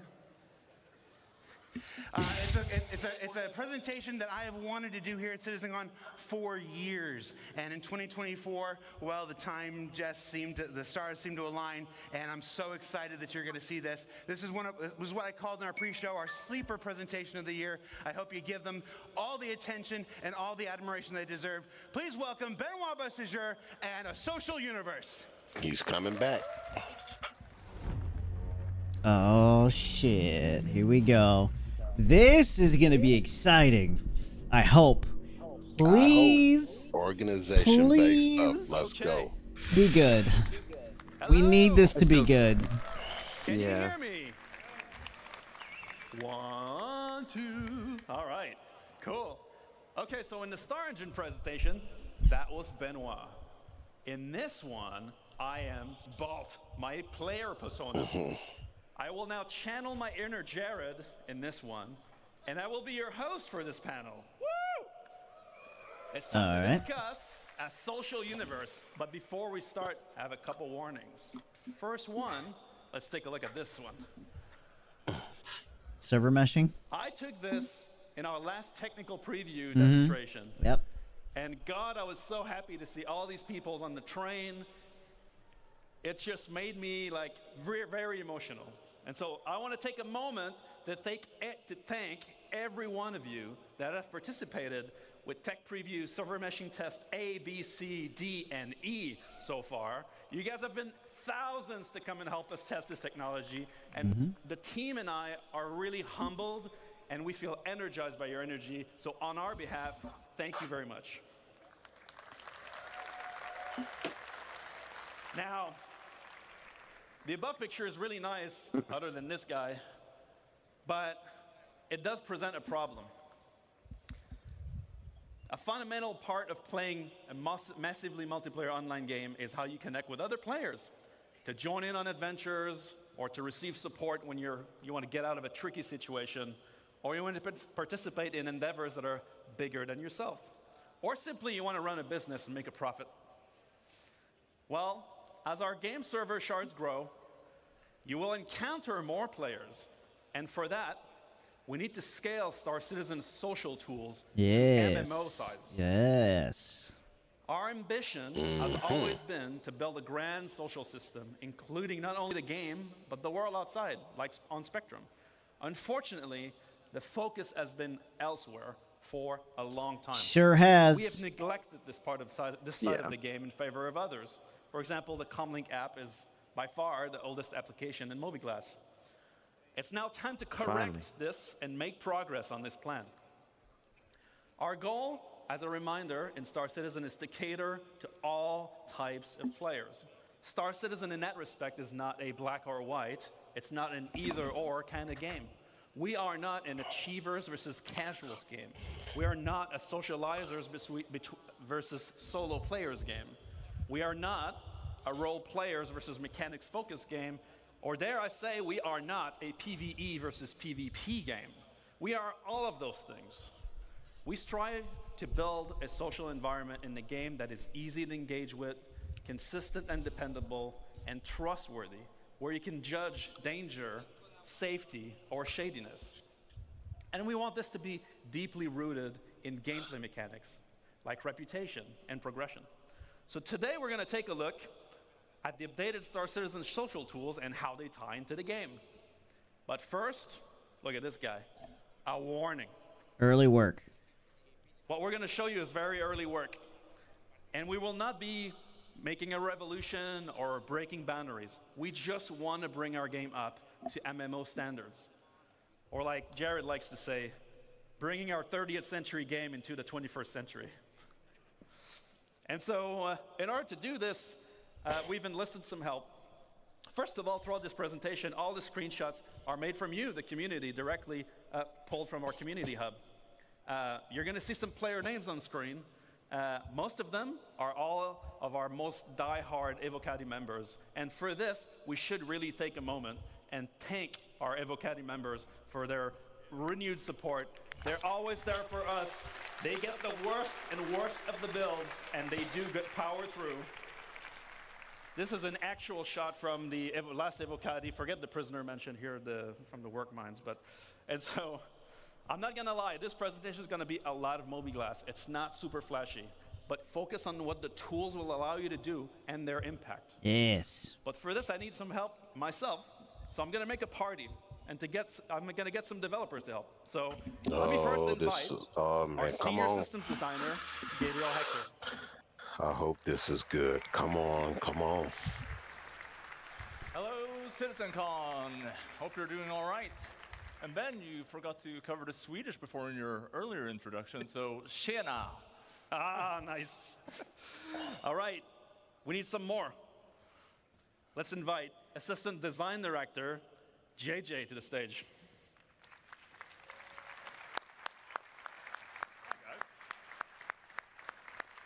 A lot of long hair. My spot's quite far away. Yeah, no, you walk it out. Walk out.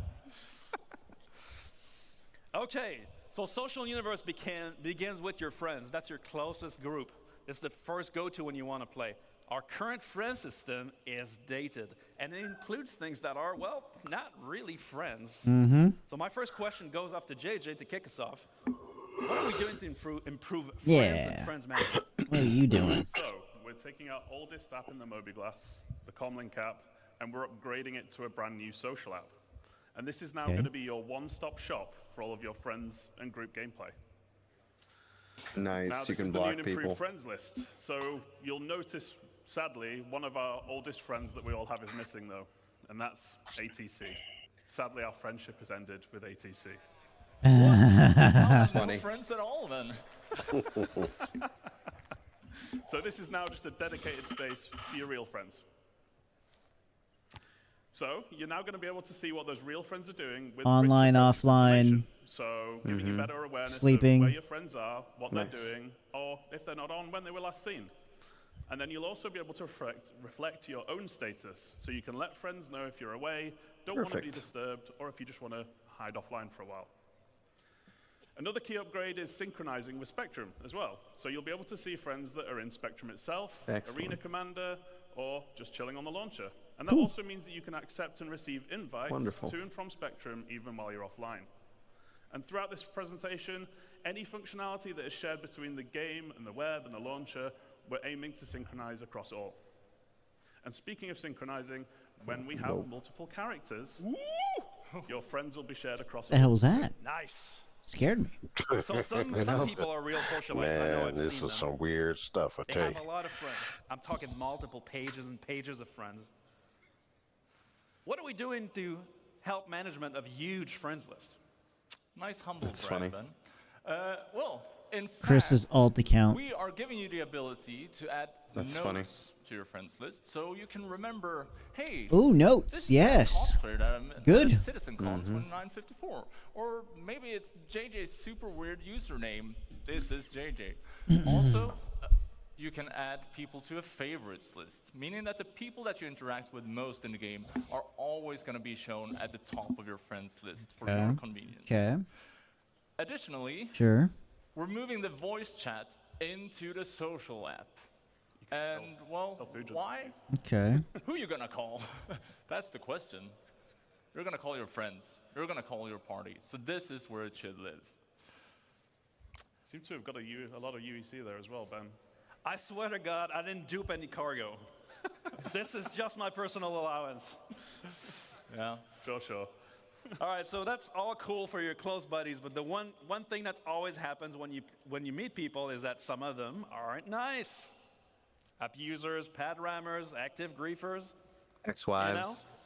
Currently, we can't do anything about that in the game. What are we doing to help the situation? So in addition to the friends list, we're also now going to have a block list. And we like to think of block people as reverse friends. They're just people that you really don't want to talk to anymore. So what we're trying to do is we're doing something called black holing them from communications. So you can't see them talk, and they can't see you talk anymore. And not only for communications, whenever you see some of these other systems we're about to talk about where you can group up, we're going to make it harder for you to see each other as well. Okay, cool. Now we also That's good. have a much requested hostiles list for people who have made a real enemy of you as well. The KOS list is finally making its way in. Oh yeah. You'll also be able to add notes here as well, just so you can remember that person I blocked 2 years ago, you remember why, because you're going to forget. And then for those situations where someone really wants to go the extra mile to be a super mega ass, you can report them to us, and we'll deal with them for you. All right, so now I have my friends list up to date. I can find my friends easily based on rich presence in real time, and I'm ready to go on an adventure. But for that, I need a party. The party is at the core of the social experience when you're heading into a mission, meeting with other players, or whether they're a friend or not. Our party system is very bare bones at the moment. It does have some cool features, but what are we planning to improve parties? Yeah, so as you said, it does have some cool features like party launching, the party markers, quantum syncing. It's all good stuff, but let's take a closer look at the new features of the party list. So, with server meshing, we are right now at a unique opportunity for us. So we already support large parties, but we want to do this well.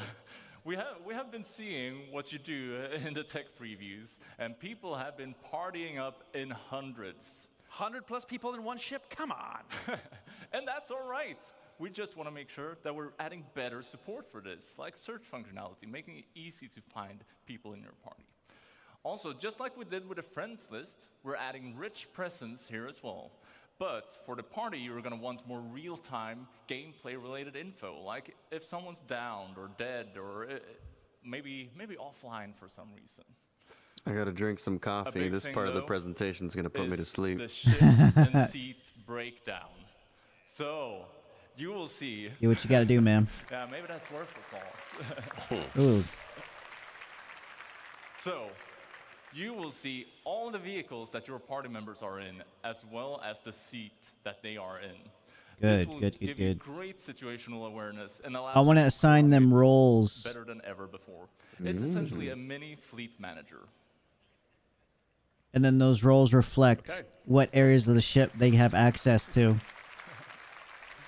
That's what I want to see. So there's going to be more improvements as well. So you're going to be able to control permission for invites. So only your leaders and assistant leaders can actually invite people. So it's no longer an absolute free-for-all. And we're adding an absolute MMO staple as well, which is the ready check. So as we add more and more challenging group gameplay, you're going to be able to coordinate a lot better. And while we're talking about group play, and maybe it's unwanted group play in this case, we're improving the quality of life for our streamers as well. So we'll no longer have a shard player list. We're going to be obscuring things like your on-screen name and location and so on, just so you're a bit harder to find while you are streaming. And that's the full friends and party tab. Wow. Pretty cool. It's a party for the eyes. All right, well. It's a party for the eyes. All right, so the new Friends and Party place is really the one-stop shop to manage all your real-time interactions with other players or access your comms channel. That's cool, but as we navigate the verse, it's always very difficult to find people. We have a single channel. People are blasting, looking for groups. It's a bit awkward. You never know what you're going to find. With bigger shards, I know I'm the bigger shards guy now, but we're going to have a lot more players in there. There must be a better way. Well, Ben, we have given this some thought. So, the second tab in the social app, introducing the Party Finder. Okay. There we go. So, the Party Finder, it's a dynamic system that's going to make it easy for you to find interesting and engaging gameplay. It's basically player-powered matchmaking. You can apply for it. So, if you are looking for more players, nice. Just go in here, advertise Very, your party, very give it nice. an informative name like Ben has done here. Yes. And you could even set things like a specific contract that you want to play. That's what I was going to say. I was about to say that. Looking to fill. Maybe you need gunners, engineers, Yeah. pilots, meat shields. Thank God. You could also limit the number This of is members. good. You might want to do some, again, specific content. So you want to do with a set number of members in the party, or you might want a tight-knit group. That's something that I would like very much. Hello, Halik. You want to split the contract rewards, right? Thanks for stopping by. So once you have that information, then it's time to list your party. And then people are going to be applying to join your group, which is kind of like a reverse invite. You're applying to the party. You're joining yourself. You're getting involved. You're the reverse guy today. I'm stuck in one gear. So you can then request, the people that are you requesting, can hold an look at their event. information and you decide on whether or Yes. not you want to accept or reject them. That's just amazing. So you can tailor your group to the kind of gameplay that This is you're kind of like job boards Then in on the other games. side, finding That a too. party should be easy Mhm. too. So all of those super cool things that Gabriel just mentioned, so like setting your group name, roles needed, party size, and so on, you're going to be able to use those as filters to find the right group. I love how open it is. You can make it whatever you want. You to find the kind of gameplay that you want to engage in, and it's for all types of players: FPS combat, racing, beacons, role play, eating burgers at Whammers, finding cool vistas. It should always be easy to find action, things to do, and people to play with. So I can create a party from a couple friends. I can party launch into the game on the same shard. Then I can share my party with the Party Finder, and other people will want to join up. Now we're talking. But I'm curious, as we're going to get bigger shards, let's say that already, how will we improve communication? It's very much of a mess right now. Our chat's very bare bones, and voice comms, we never really know if they work. Well, let's chat about chats. So, we're adding options for you to customize the chat window, giving you the power to make the chat Look your at own. holy shit. That's a lot of options. We're also adding chat tabs. We're bringing back tabs. This is great. We're bringing them back for from leadership. other games. And this means that you can set up customizable views, filtered for any area of the game that you are interested in. Jesus, Ben, all right. You had a UI team make a little mock-up of some of the other functionality we're adding, right? I sure did. I also got them to add the combat login. That's sweet. How kind of you. So, first off, as we can see here, we're making slash commands actually useful. So no longer just chicken dancing and flexing. It's going to be able to help you send messages to party, to proximity chats with say and slash yell commands, as well as sending DMs to other players. What the hell, Ben? You said you were going to take Hey, that you out. wanted a real example. Sure. So, another thing we're adding is that we're giving you the power to share information more easily via links. So, first off, here we have contract links taking you to You can't hear the stream? Let me see. for that specific contract. Cheesecake! Yes, cheesecake. Yeah, cheesecake is maybe better than Centofred. Also, we are adding star map links. Let's have a look at what that looks like. This means that you can click the link and it will take you to the exact location in the star map. The stream audio is just fine. To group up. Their audio's working good. Another thing we're adding is item links, and well, you'll see why you want to link items in our crafting your home presentation. This is crazy. Craft myself a Volt rifle. We're adding player links to make it easy for you to connect your friends with one another. Right? So while we're talking about comms, Sean just messaged us about VoIP. Do you want to invite him to the party? I sure can, Gabe. We do need an expert to discuss VoIP and FOIP anyway.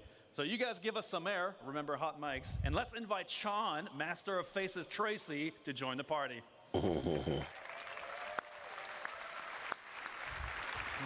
Sean Tracy. Hey, Ben. Hey. How you doing? I'm good. Hello, everyone. Good to see you all here. Yeah, he's cool too. I think he was the Theaters of War guy. To talk a little bit about Yes, VoIP he was. and VoIP. So it's a bit of the communication channels beyond just text chat, right? All right, so FOIP and VoIP are our systems in-game. VoIP, Voice over Internet Protocol, and FOIP, which I termed way back in 2019, Face over Internet Protocol. So VoIP gives us spatialized audio where you can hear and be heard within the universe. Whether you've got a helmet on, you've got a different filter. If you're far away, you can hear that they're far away. But we added Face to that way back in 2019. So it's cool because you can place video calls, you can speak and see each other speak in the game, and you can take fun selfies like this. Thank you. So again, I mentioned Welcome to the it's back in Wholearmor show. 2019, so it's been in for a little while, but it hasn't really been updated so much since then. So the cool part about it, and I really got to mention, it's not a replacement for motion capture equipment. It's not a depth camera. It uses pretty much anybody's 2D-based web camera to track your face. So it can do The CitizenCon audio is fine. What's kind of cool about it is that FOIP and VoIP are actually coupled. They're encoded and decoded together on the network super efficiently so that it's always in sync, and anybody that's worked on facial animation with audio data knows that sync is super important. So it's been used in expected ways Thank you for coming. Thank you. and Hello. unexpected ways by the community. Let's have a look. This is Wallace Klim. Klim? What is it? Seems someone's on our case. One of our Ninetales facilities was sacked last night. Total loss. The bunker was destroyed. And 3, 2, 1, go.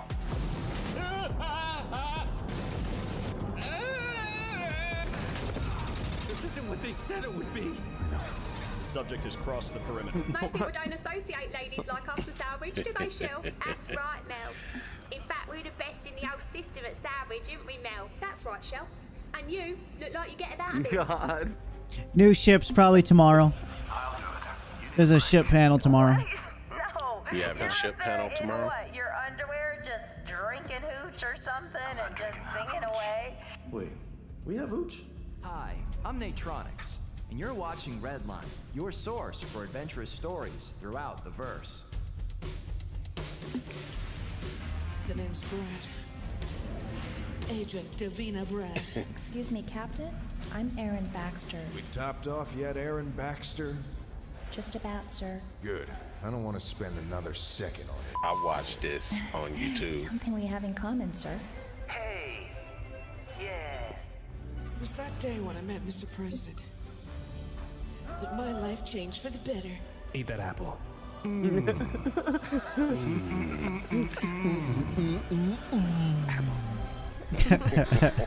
You were never That's so supposed to know stupid. any of this, Detective. You were supposed to die at Safe Haven. Rachel. Rachel's dead.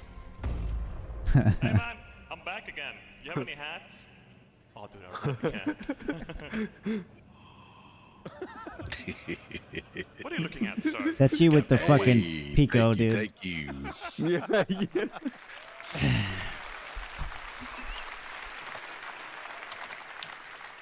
So that was all content made by the community, and I love it. I love it. I think it's awesome, bugs and all. But there's probably some improvements that we can make for that. So one of the big ones that we've made is head rotation tracking. It's actually something we were already doing to do head tracking in first person, but we never could move the head around on the actual character. I didn't expect this at all. Able to do.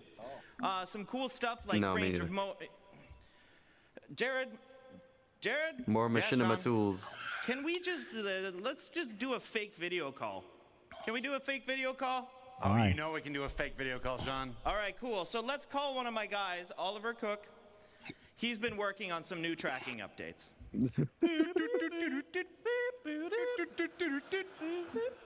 Hey, Sean, and a big hello to everybody at CitizenCon. How's it going?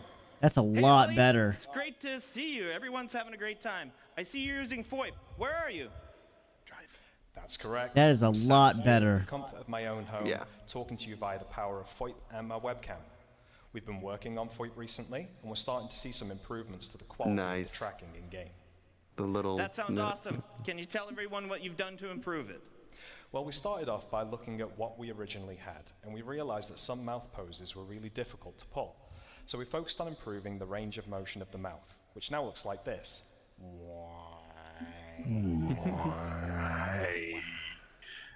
Hopefully, you can see there's more of a one-to-one relationship with what's going on in my webcam. And this has helped some of those problematic poses we were seeing before. One of which we might actually use it now, huh? Which was quite difficult to achieve previously. We've also started to add in secondary motions that happen naturally when pulling combination face shapes, like squinting in the eyes when smiling or frowning. And when we combine these secondary motions with the wrinkle maps, it really goes to show just how much work has gone into these heads. Please. Has he not blinked yet? We can trigger, huh? He blinked a lot there. And finally, one other thing we That light is bright too. How is he not blinking more? Dude, he needs to blink more. So that light is fucking bright. Which helps to reduce the amount of noise we get from the web. He's definitely an alien. We're seeing positive results in low light conditions. Dude, blink, man. Small quality boost my eyes are hurting. I'm blinking for him. More expressive and stable face, which is great for using in-game or making videos he still hasn't blinked. What is going on with this guy? Why? Dude, he's not human. So I see you in the character creator. Let's change how you look. Yeah, let's do it. He can say a whole paragraph.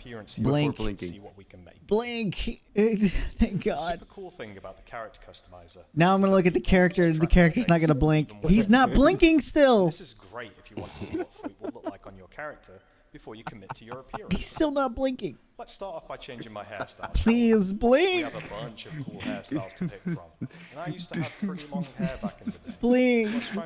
My eyes are burning trying to keep up with this guy. Okay, that's why. He hasn't blinked yet. Not quite what I'm looking for. But, my eyeballs hurt. This presentation's ruined. I can't.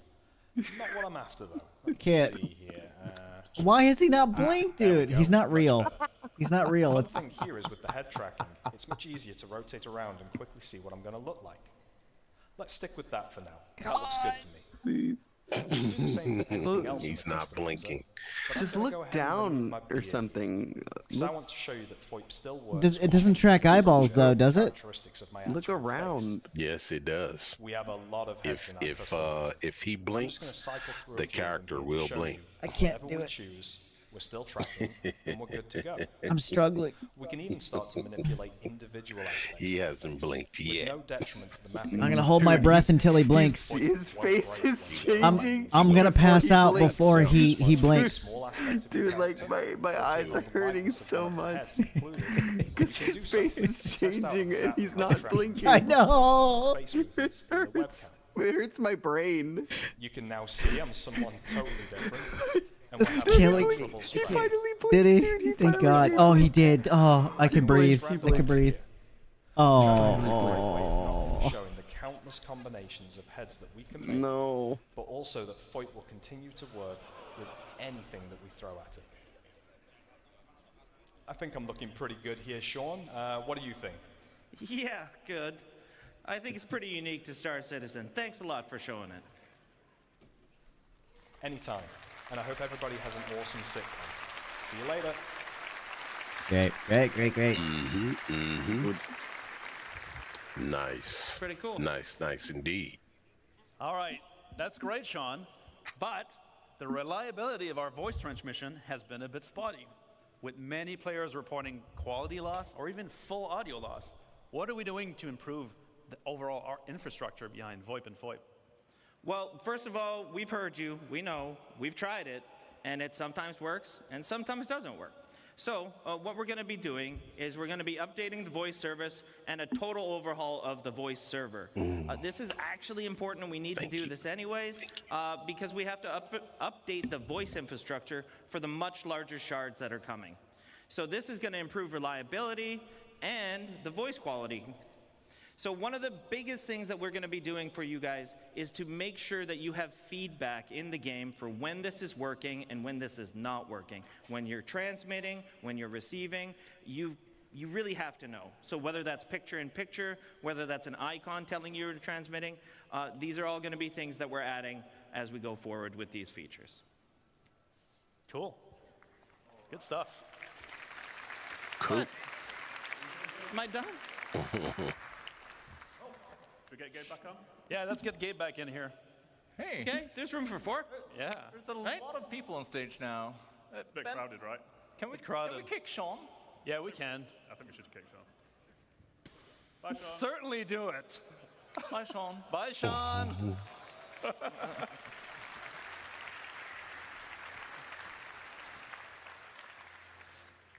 All right, now we've made some friends. We've joined Sean parties. Tracy has we even kicked gained some some people. weight. That's super great. But what if you're new to the game?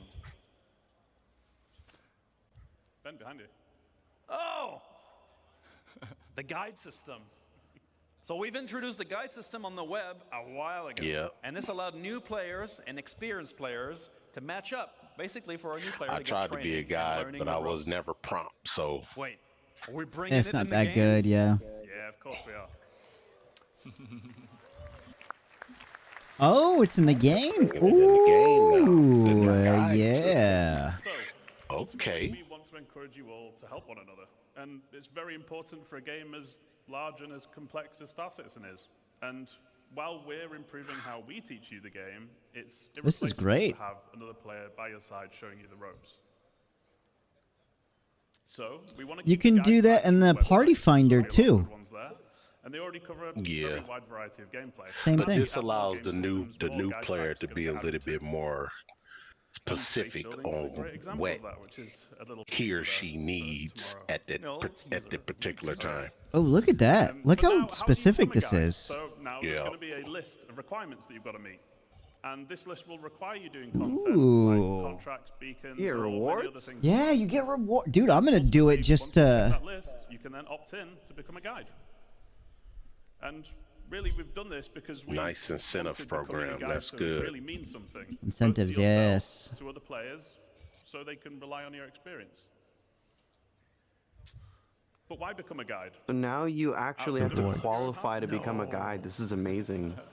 What kind of rewards, though?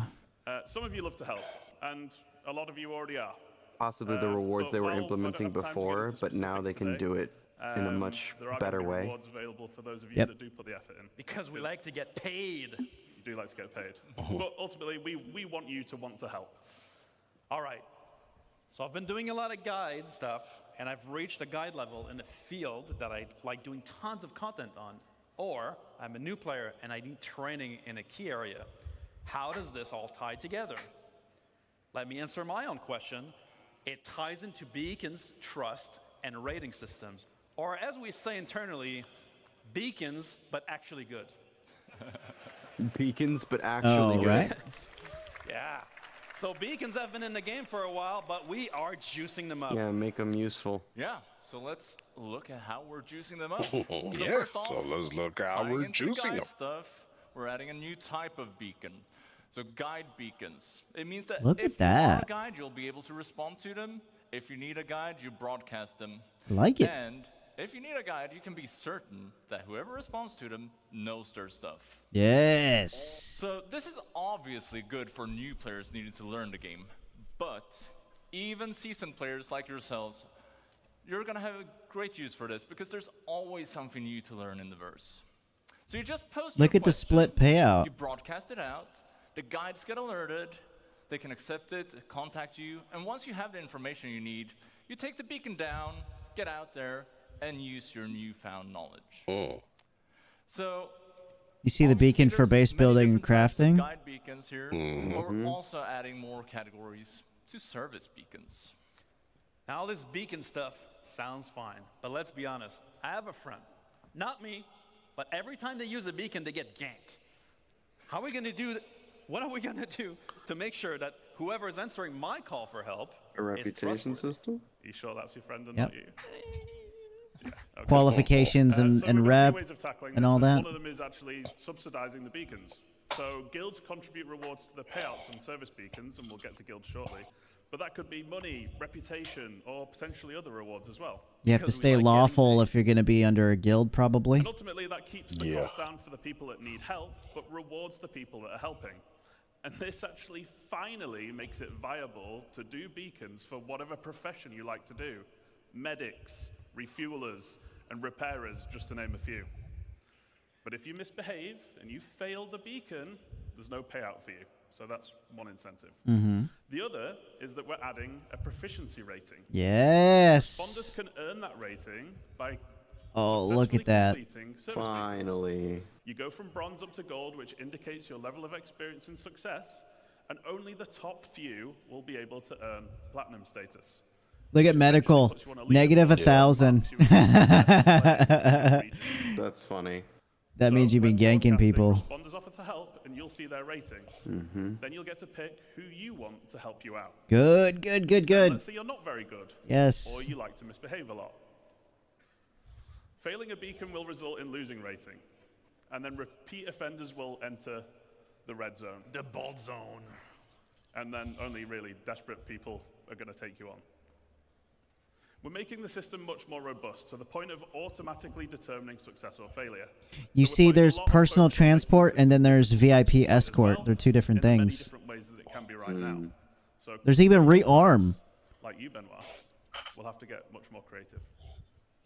We don't have rearm. So yeah, that's all great from the beacon broadcaster's perspective, right? Pretty cool stuff. But they're not the only ones getting ganked. The beacon responders, they're also in a bad position. So what are we doing for the beacon responders? Well, we want to give you some idea of the risk you're putting yourself into by responding to the beacon. Oh, so wow. We're adding trust rating. So if we look at this person who's looking for some help to repair here, well, you can see their last 5 recent beacons that they've broadcasted. They have 2 neutral ones. Something's gone wrong. I like it. But it wasn't necessarily bad or That's great. illegal. Then they have a red one. That's bad. They have been up to something. But they have also been successful with 2 beacons. So, well, at least you can assess the situation before going into it. It ensures your safety when doing a good deed. And yeah, I think that's it for beacons. Very nice, very nice. I like it. One more big thing I guess we need to talk about, right? Yes, Which we're really please. excited for. Yes. Oh, Okay, yeah. never mind. Look at that. That is exciting. Troll. They being cringy, y'all. In Sweden, we call this a double barrel. Well, it's not time for lunch just yet. So, who would like to talk about player organization? Thank God. Come on, lay it on us. Let's go. Come on. That's all right.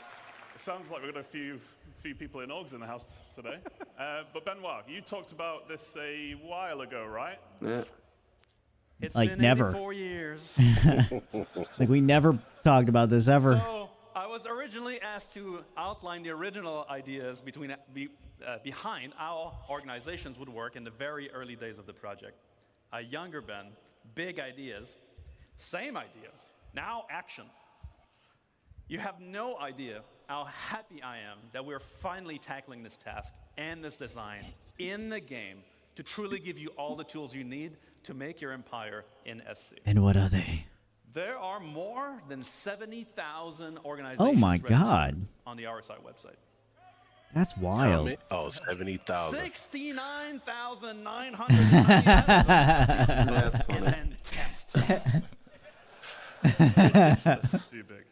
But all of those have custom identities, logos, charter. The amount of creative and high-quality content you guys have always produced has always amazed us and inspired us. I don't know about the high Those quality orgs part. range from a small group of friends with just the name to large companies spanning a large amount of players. Those who uniforms tend to look share wealth, terrible. Missions and campaigns together. Now we want to make those orgs matter in the game. Yes. Should you choose to join or create an organization, we want this social aspect to be part of your progression. But don't let me spoil it. Let's get a real designer to cover this stuff. JJ, you are a self-proclaimed big MMO player yourself, so why don't you give us the details? I didn't realize I went around self-proclaiming. Yes, please, please. But as an MMO player, I understand that different terminology is used in a lot of different games. So I just wanted to very quickly go over how we're using it in Star Citizen. So orgs, as many of you know, the players coming together to achieve a goal, whatever you want your goals to be. We give you the framework and you set it up and drive it forward. And we were going to shout a few of them out, but I was actually told we couldn't play favorites, so we actually made our own. So we've got the Fellowship of JJ and the Bolt's Fault Buccaneers. Those guys. You guys made your own orgs? Yeah, we kind of left you out. Sorry about that, James. We also have NPC factions, and they're already in the game. And you can earn or lose reputation with them. Now, contracts and doing nice things will earn you rep. And killing and stealing and all that horrible stuff you love, Ben. Thank you very much. Appreciate you. Ling and Redwind and the ones that you can see on there are just a few examples, and there's going to be a lot more to come going forward. Now, there are also guilds, like the Interstellar Transport Guild. And these are essentially collections of several factions, and we're putting them in a position to be more prevalent. What? You're saying there's something bigger than factions? Oh, yeah. So they're going to be something you interact with a lot, and they essentially handle contracts for the factions. But you will earn rep with both still, but as the bigger entity, the guild will be much more important. And you'll find out a lot more about guilds tomorrow at the Stars My Destination presentation at the end of tomorrow. Again, a tease. But now we can dive into some of our new org systems. Yes. Let's start with the basics. I want to find or I want to recruit for an org. Yeah, so welcome to the new Here we app go, Joe. for everything orgs. There's nothing there. So, orgs can be big and complex, and as we said, some of them have thousands of members. So when we designed the app, well, we made sure that we took this into account, but it's also something that we can expand on moving forward. So, let's have a look at it. Now, Look I'd like at to that. point out that the Fellowship of JJ, like every designer-based org, is really focused on things like progression gameplay and mission and crafting and leveling up. But my Bolt's Fault Buccaneers, no, they're the real deal. Now, we don't do any That of that looks stuff. Now, nice. we're in it for profit, interdiction lines, shipboarding action. We get all that sweet cargo for free. For free? That sounds pretty illegal, Ben. I don't know what you're talking about. What's in those crates? Slam! Anyway, it sounds like you guys might be interested in joining some big orgs. Well, I prefer something smaller. So I think it's fair to say that we like playing in different ways and will want to join different orgs. The recruitment tab is the place to find them. So we're giving you the tools to promote your org to potential members in order to give a best first impression to them. I've just noticed that, Ben. You might want to have a word with Rich. It looks like, What? Like he doesn't want you. No way. I'll have to speak with him. Anyway, yes. So we're adding filters for when you're basically trying to find a home. And we want to cater to all types of players. 'Cause Focuses. we're a massive game, right? And orgs are combining tons of different gameplay in tons of different ways. So you can search by name if there's an infamous org you've encountered out there in the verse or online. You can search by size. So if you're after a big and active org like me, or a small and more close-knit org like Gabriel. Then you can also search by the gameplay focuses you enjoy. So maybe you love trading and PvP, or maybe you like events like the Daymar Rally. Safe? Yeah. So I guess you'd end up searching for, say, social and racing, maybe? What if I love committing crime and roleplay, asking for a friend? What's that got to do with the presentation? Anyway, you can search for whatever you like, and if it's not there, why not just create it yourself? So, we allowed you to join multiple orgs back in 2014. I can still do that, right? Oh yeah. So we're keeping it supported, and we're actually doing the star citizen thing, and we're going one bigger. Look at that. That looks like Discord on the left. One to join when we actually bring it to the game too. And we wanted to keep it because we've all played games where it's That's totally Discord. Like one org per character just isn't enough for a game this size. Yeah, and here you get an idea of what the full screen will look like. So it looks like you get like a maximum amount of orgs though you can join. Players for your org. So let's have a look at the core functions and features to look forward to in the rest of the app. This is the Summary tab. On here, you can select one of your orgs that you're in on the left-hand side, and you'll see, well, a summary, a lot of at-a-glance information. So we'll introduce some of these one at a time. So first off, announcements and org information. Simple Wow, stuff. announcements. You use them how you want to. Also, we're adding an events log. So in here, you'll get a summary of important events within Ooh, the it has org crafted. and changes to org statuses or Has settings. ooh. In short, these things, well, it's a big verse, and it's easy to miss cool things that happen in your org. And these features will help you stay on top of the day-to-day life. Oh, this is gonna consume my whole life, guys. Events calendar. So Look at that, a calendar. What? A built-in calendar. Bro. That's fire. So by default, it's going This to be is populated crazy. with our in-game events. That's fire. So you never miss a thing, but more importantly, you'll obviously be able to add your own as well.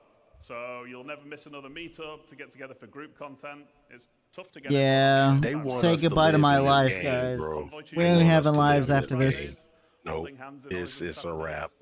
I'm playing Star Citizen for the rest of my life. It's starting to look like a game I want to play, man. Remember that it is our intent that all the features we're looking at here are available on Spectrum as well, allowing you to access this info even if you're not in the game. This applies to parties, comms, friends, and all other functions. So I can join multiple orgs, like the Buccaneers, the Corvette Club, or the Slam Truckers. But how will others see me in the verse if I have multiple choices? Surely I need to pick a banner. So that's covered by something new called representing. And it's actually quite similar to the existing affiliation main status system on the website. So if you're into multiple orgs, you choose which one you want to represent, but you can only represent one at a time. 90% of the orgs out there are gonna hate that. We'll get to in a minute, but you choosing who you represent asks which one you want to benefit from at any given time. Why? Well, Benefits? We wanted to support players who like to play with different groups of friends, but we didn't want players who are just in one to be at a major disadvantage to those that are in the full six. Because really, joining multiple orgs should be your choice and not feel like it's a necessity. Mm-hmm. And there's no need for you to switch which org you're representing to see things like this MOBO screen or org chat. But we want to put limitations on how often you can switch to avoid exploiting the systems. And we don't want to punish anyone who's, well, playing by the rules. And a big part of representing is visualizing it in-world. We want you to be able to fly your banner for your org. So we're adding another MMO staple to the game. Oh.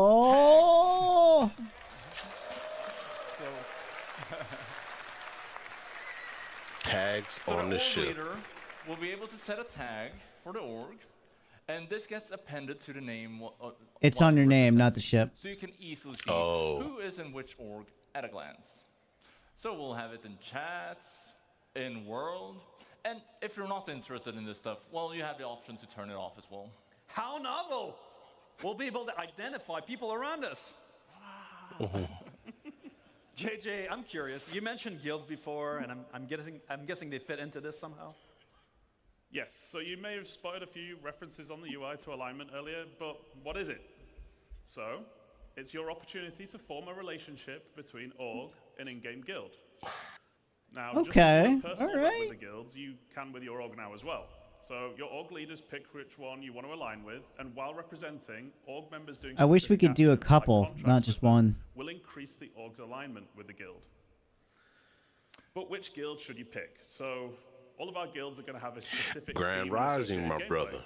Welcome And to the you can live basically stream, pick the one that matches Carbon your theme Gaming. or benefits your org the most. So a Thank you for combat-focused coming. org, Thank you for like the showing up. Fellowship, might want to align with themselves with the Mercenary Guild. Or one that enjoys making cash through trading and hauling, they'd probably want to align with the Interstellar Transport Guild. Yeah, so how do these benefits work? Well, as your alignment with a guild, as it raises, you both unlock new benefits from that guild, as well as improve your previously unlocked benefits. So, for example, if I align my org with the Academy of Science Guild, we might get research speed improvements. As my org Very performs nice. contracts Oh, with this guild, man, alignment yes. raises, and that speed benefit gets better. And needless to say, other guilds will have other types of benefits. Finally, on guild alignment, you are not locked in forever. You can switch at any time. However, that will put your alignment back at 0. So it's a big choice. Oh, gotcha. So every fair. member That's fair. gets full benefits. Well, not necessarily. We're also introducing loyalty. So it's similar to the org's alignment with a guild. But This is in depth, guys. This is super in depth. Anything you do But that I'm benefits loving the it. org Now this while is how you're you do an representing it will MMO gain game. loyalty with them. So for example, you could be doing missions for the org-aligned guild, or you could be depositing money and materials into org storage. Org storage? Contract payouts from the org? Wow. Interstellar Trap. So you can earn money for your organization. That's what's up. Ultimately, we wanted to encourage long-term membership because we don't think you should just be able to join a well-established org and then just get everything instantly for no effort. So to put it simply, having low loyalty limits what you gain from the org's alignment benefits, and having high loyalty gives you full access. We also wanted org leadership to be able to view members' current loyalty and use it as a tool to reward appropriately with things like ranks and permissions. And then loyalty resets to 0 when you leave an org, so there's some incentive for sticking around. Wait, does that mean I lose my loyalty if I change my representation away? No, so not representing puts your contributions or ongoing benefits on hold. So when you start representing again, you essentially just pick up where you left off. But what if I leave the org? It's not very loyal, so it resets. Right. Well, so, you know, in my org, my Buccaneers, they're mostly scoundrels, and so they tend to join and leave, and, you know, it's not very loyal in general. Larger orgs, they tend to be a pain to manage, though, with the flow of joiners and leavers. Do we have any tools to have managers like me? Well, let's have a look at the Members tab. So this is less complex than the previous tabs, but it's equally important. This is where you see the community of your org and your place in it. So in here, you'll be able to manage members, you can leave notes, and see the ranks Can of you members. so you could promote As them? we did with a friends list, Nice. and party list, we're adding rich presence in here as well. This is the rank panel. It gives you a clear indication where you sit within the community. And you'll see permissions on here, but that's something that we'll delve more into at a later date. For now, I'll just say that the leader might be able to determine permissions for each rank, and well, it could be things like inviting new members or accessing org storage. Stop teasing us with org storage, God! Come on. So, all right, so orgs form and friendship and animosities build up. Maybe my Buccaneers and the Fellowship of JJ don't really see eye to eye most of the time. Would be great for this to translate in game, wouldn't it? It would, wouldn't it? Alliances and rivalry. Form coalitions. So yeah, it's a good job we got it covered, which is with our new alliances and rivalry system. So you're going to have the ability to create alliances and go to war. And there are many reasons to make friends. You might want to have trading partners, or you might want to group up for protection if you're playing somewhere like Pyro. And at the same time, there are probably going to be many reasons why you won't get along. Maybe an org keeps attacking or stealing from you. Alliance is forming an agreement between two org leaders, and it has to be mutual. You can't force someone to be friends. Unlike real life. Requests are sent from the screen if you have permission, and you could respond here as well. And as a bonus, allied orgs are going to have additional lines of communication, like Alliance chat, or being able to share Alliance events on the calendar, just to name a few. So, rivalry, that isn't a mutual agreement. If someone decides you're their rival, well, tough luck.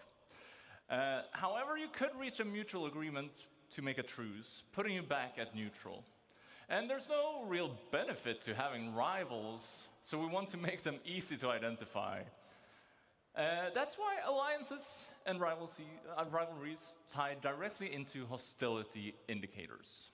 So just like now, you'll be able to see neutral contacts in white and party members show up in blue, whereas your org wingman will come in a dark green and your allied orgs in a paler green. Your rivals will show up in red. Or people in your kill list. The kill list. People on your kill list that we mentioned before will also show up in red or orange.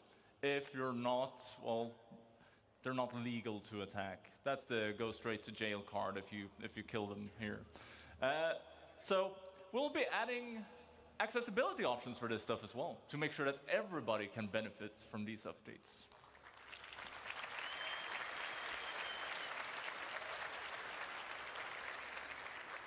So, that's everything for orgs today. But when it's is it coming to the game?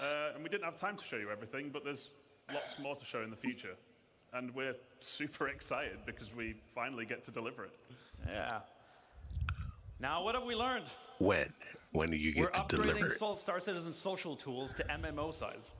With a new social app in the MobiGlass, proper tools to manage parties with rich presence, ready check, and ship information. Richer chat with the niceties normally present in every game. A new party finder, a system that allows you to find players to play with. Revamp beacons and guide system powered by rating and proficiency. On orgs, we're bringing orgs in the game. Okay. We're obviously with a new orgs app, but also alignment. So you align your org with a guild and get benefits for your members, representations, which identifies you in the verse and gives you benefits and loyalty to your orgs, and alliances and rivalry to identify friend from foe. Now, we're going to leave you with a short video to end on because we couldn't show everything we're working on. But what would it look like in the unlikely event where our two powerhouse orgs came together as one? And my org, right? Yeah. It's a little teaser for tomorrow's Crafting Your Home presentation and what you can build together as an org, and teasing something else coming in the future. Have a great CitizenCon, guys. See you there. Yeah. What you think, Joe? That's pretty dope.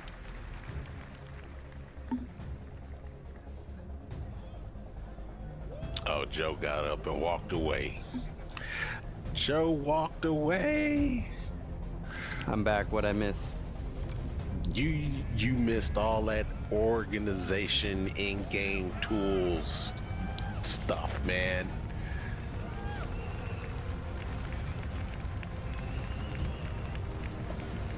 See that base building?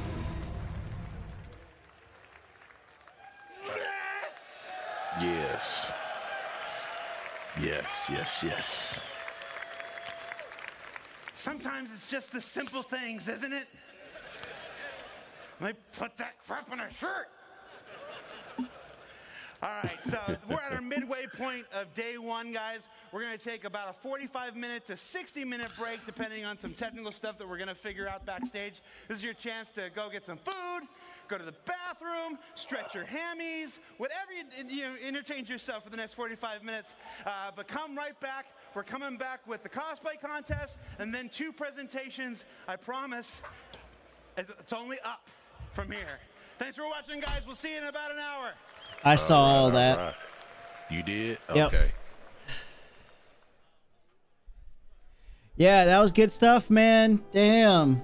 So we're actually gonna have all of our our org colors and our banners up on our ships and shirts and stuff like that, uniforms.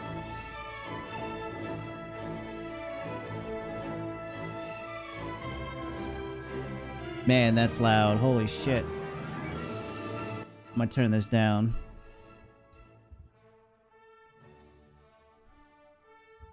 That was good, dude. That was exactly what I wanted to see. That actually kind of, that went a little above and beyond from what I expected, to be honest. Right. For the org stuff. That was so much more in depth than I thought it would be. Mm-hmm. Oh, yeah. So, I'm very happy. Very, very happy. But that stuff... That was all, done in Photoshop and stuff, so that wasn't even anything that they got, they couldn't even show us any of the real stuff yet, so, that's still far away, I think. Right. So, and then all that stuff in the last panel still seems like it's pretty far away as well. Mm-hmm. I don't think any of that stuff is coming next year, to be honest. Yeah. So... But I mean, as long, it's just nice to hear, honestly, that they're working on the org stuff, because, yeah, just knowing they're working on it I think is enough for me, because, going so long and just going crazy because they haven't talked about it or even brought it up, it was, yeah, it was driving me nuts for years, and then... Finally, it's just nice to know it's in development, so. Right. I'm cool with that. Definitely. That's what's up, man. I am definitely liking what I'm seeing so far. It is super fire. It's nothing that's really hyped me up, though, yet. You know? It's so far, for the first two panels... It's not as hype as last year. Last year was exciting. This is okay, cool. That's great stuff, but it's not really exciting stuff yet. Nothing really I mean, making me cream my britches. I saw an Aurora get hit by lightning and explode. But that's not we're not going to get that anytime soon, probably, you know. That's why I'm not really too hyped. Last year, we were already seeing in-game footage of, what looked like polished stuff. And that's what made me get super, super excited and hyped up. Right. Here, it's just a bunch of slides with pictures, you know? So, I hope that weather stuff, I really hope it's far along and we get that soon. I don't think it's 4.0, though. It'll probably be 4.1, 4.2 or something. The next thing is cosplay, guys. About anything coming into the game yet? So, I mean, anytime soon, I should say. You know, they usually are the last CitizenCon. The couple of the things that they showcased, they said is we're gonna bring this into the game by the end of this year. You know, they haven't said anything along those lines as of yet. So we got 3.5 hours before we get to the Dress to Kill panel, which is the next real panel, because we have cosplay next. Yeah. So we got a lot of time to kill. Yeah. Yeah. I'm gonna set my alarm. I'm gonna take a little I hope they get the boring stuff out the way. Yeah. They do like to start panels a bit early, though, so you might miss some stuff. Maybe. Yeah. How much time you think I got? Well, I'm you could probably do the restroom. I'll be right back. You could probably do 2 hours, maybe. Yep. Sounds good to me. My body's just not giving. Oh, I was ready for this. Yeah, go do what you got to do, you know? Yeah, work tuckered me out. Yeah, no worries. All right, guys. I will catch you in 2 hours. All right. Catch you, man. Enjoy. Yep.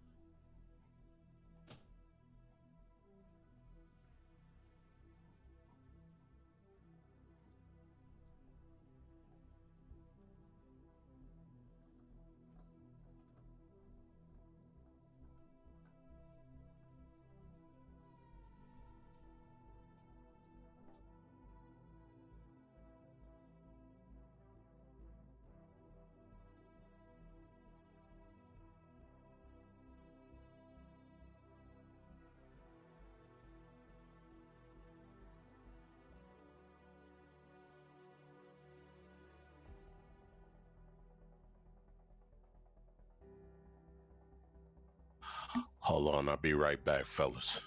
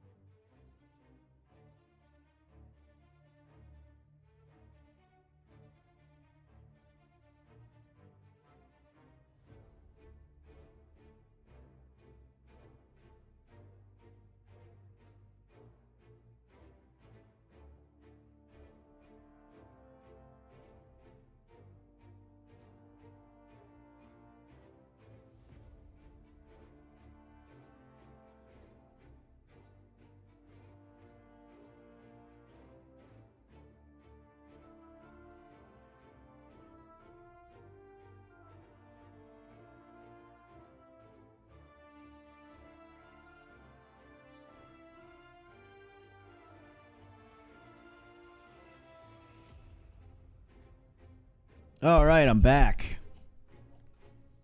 You there, Wholearmor? Nope, not yet. All right. Just got me something to eat. Nice and full. I got 28 minutes till the cosplay contest. Then the panel after that will be Dress to Kill. That will be interesting because it should be different character classes and stuff like that, and armor classes and that kind of thing. Then we got Beyond Pyro, so we'll see what they have in store for that. They've been look like they teased Nyx a little bit, so that'll be interesting to see if that's a part of that. And they teased Odin a little bit too. So we will see. And then whatever Redacted is.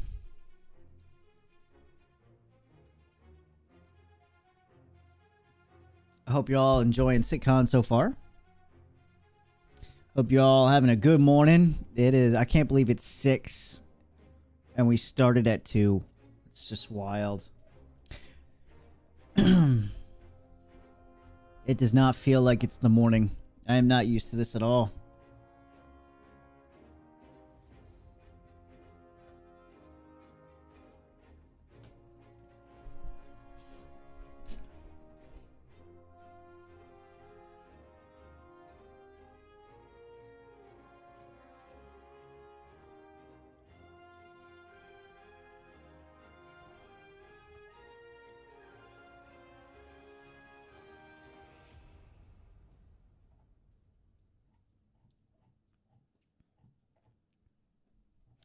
I guess while we're waiting for that,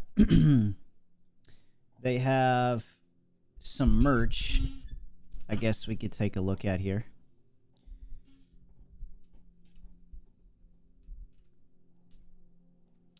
So we got the bomber jacket for 106. We got the blackout hoodie for $63, and the blackout hat, the long sleeve, the black ice plushie, the Bengal desk mat. I like the bomber jacket, but that's too much for something that I can't try on. You know, I think the only things I really like is I like the bomber jacket, and I like the Pico. That's about it. I don't really like things that are like heavily branded like that.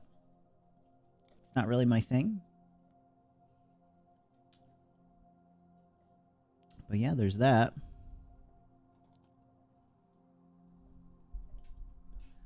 Anything else interesting going on here? Doesn't really look like it.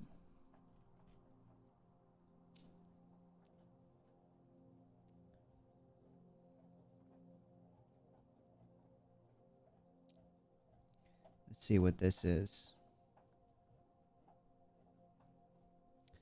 Beyond excited to welcome you aboard, UES Barberry. Join us here at the venue.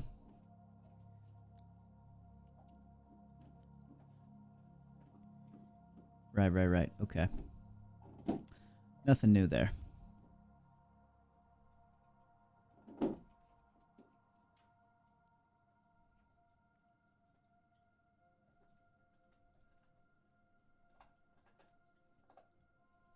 All right.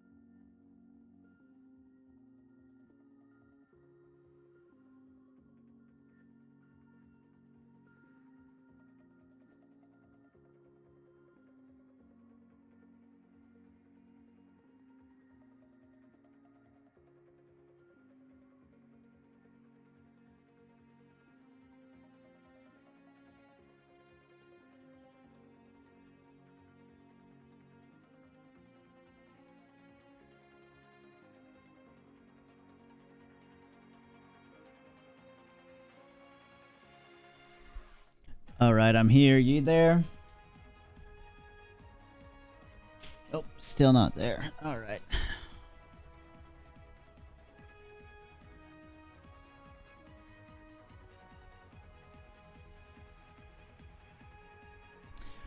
All right, well, I guess for now, I'm going to go ahead and end the stream. And once the next panel starts, I'll go ahead and start the stream again. So I hope you guys enjoyed. Thank you for being here. And hopefully you come back in an hour or two.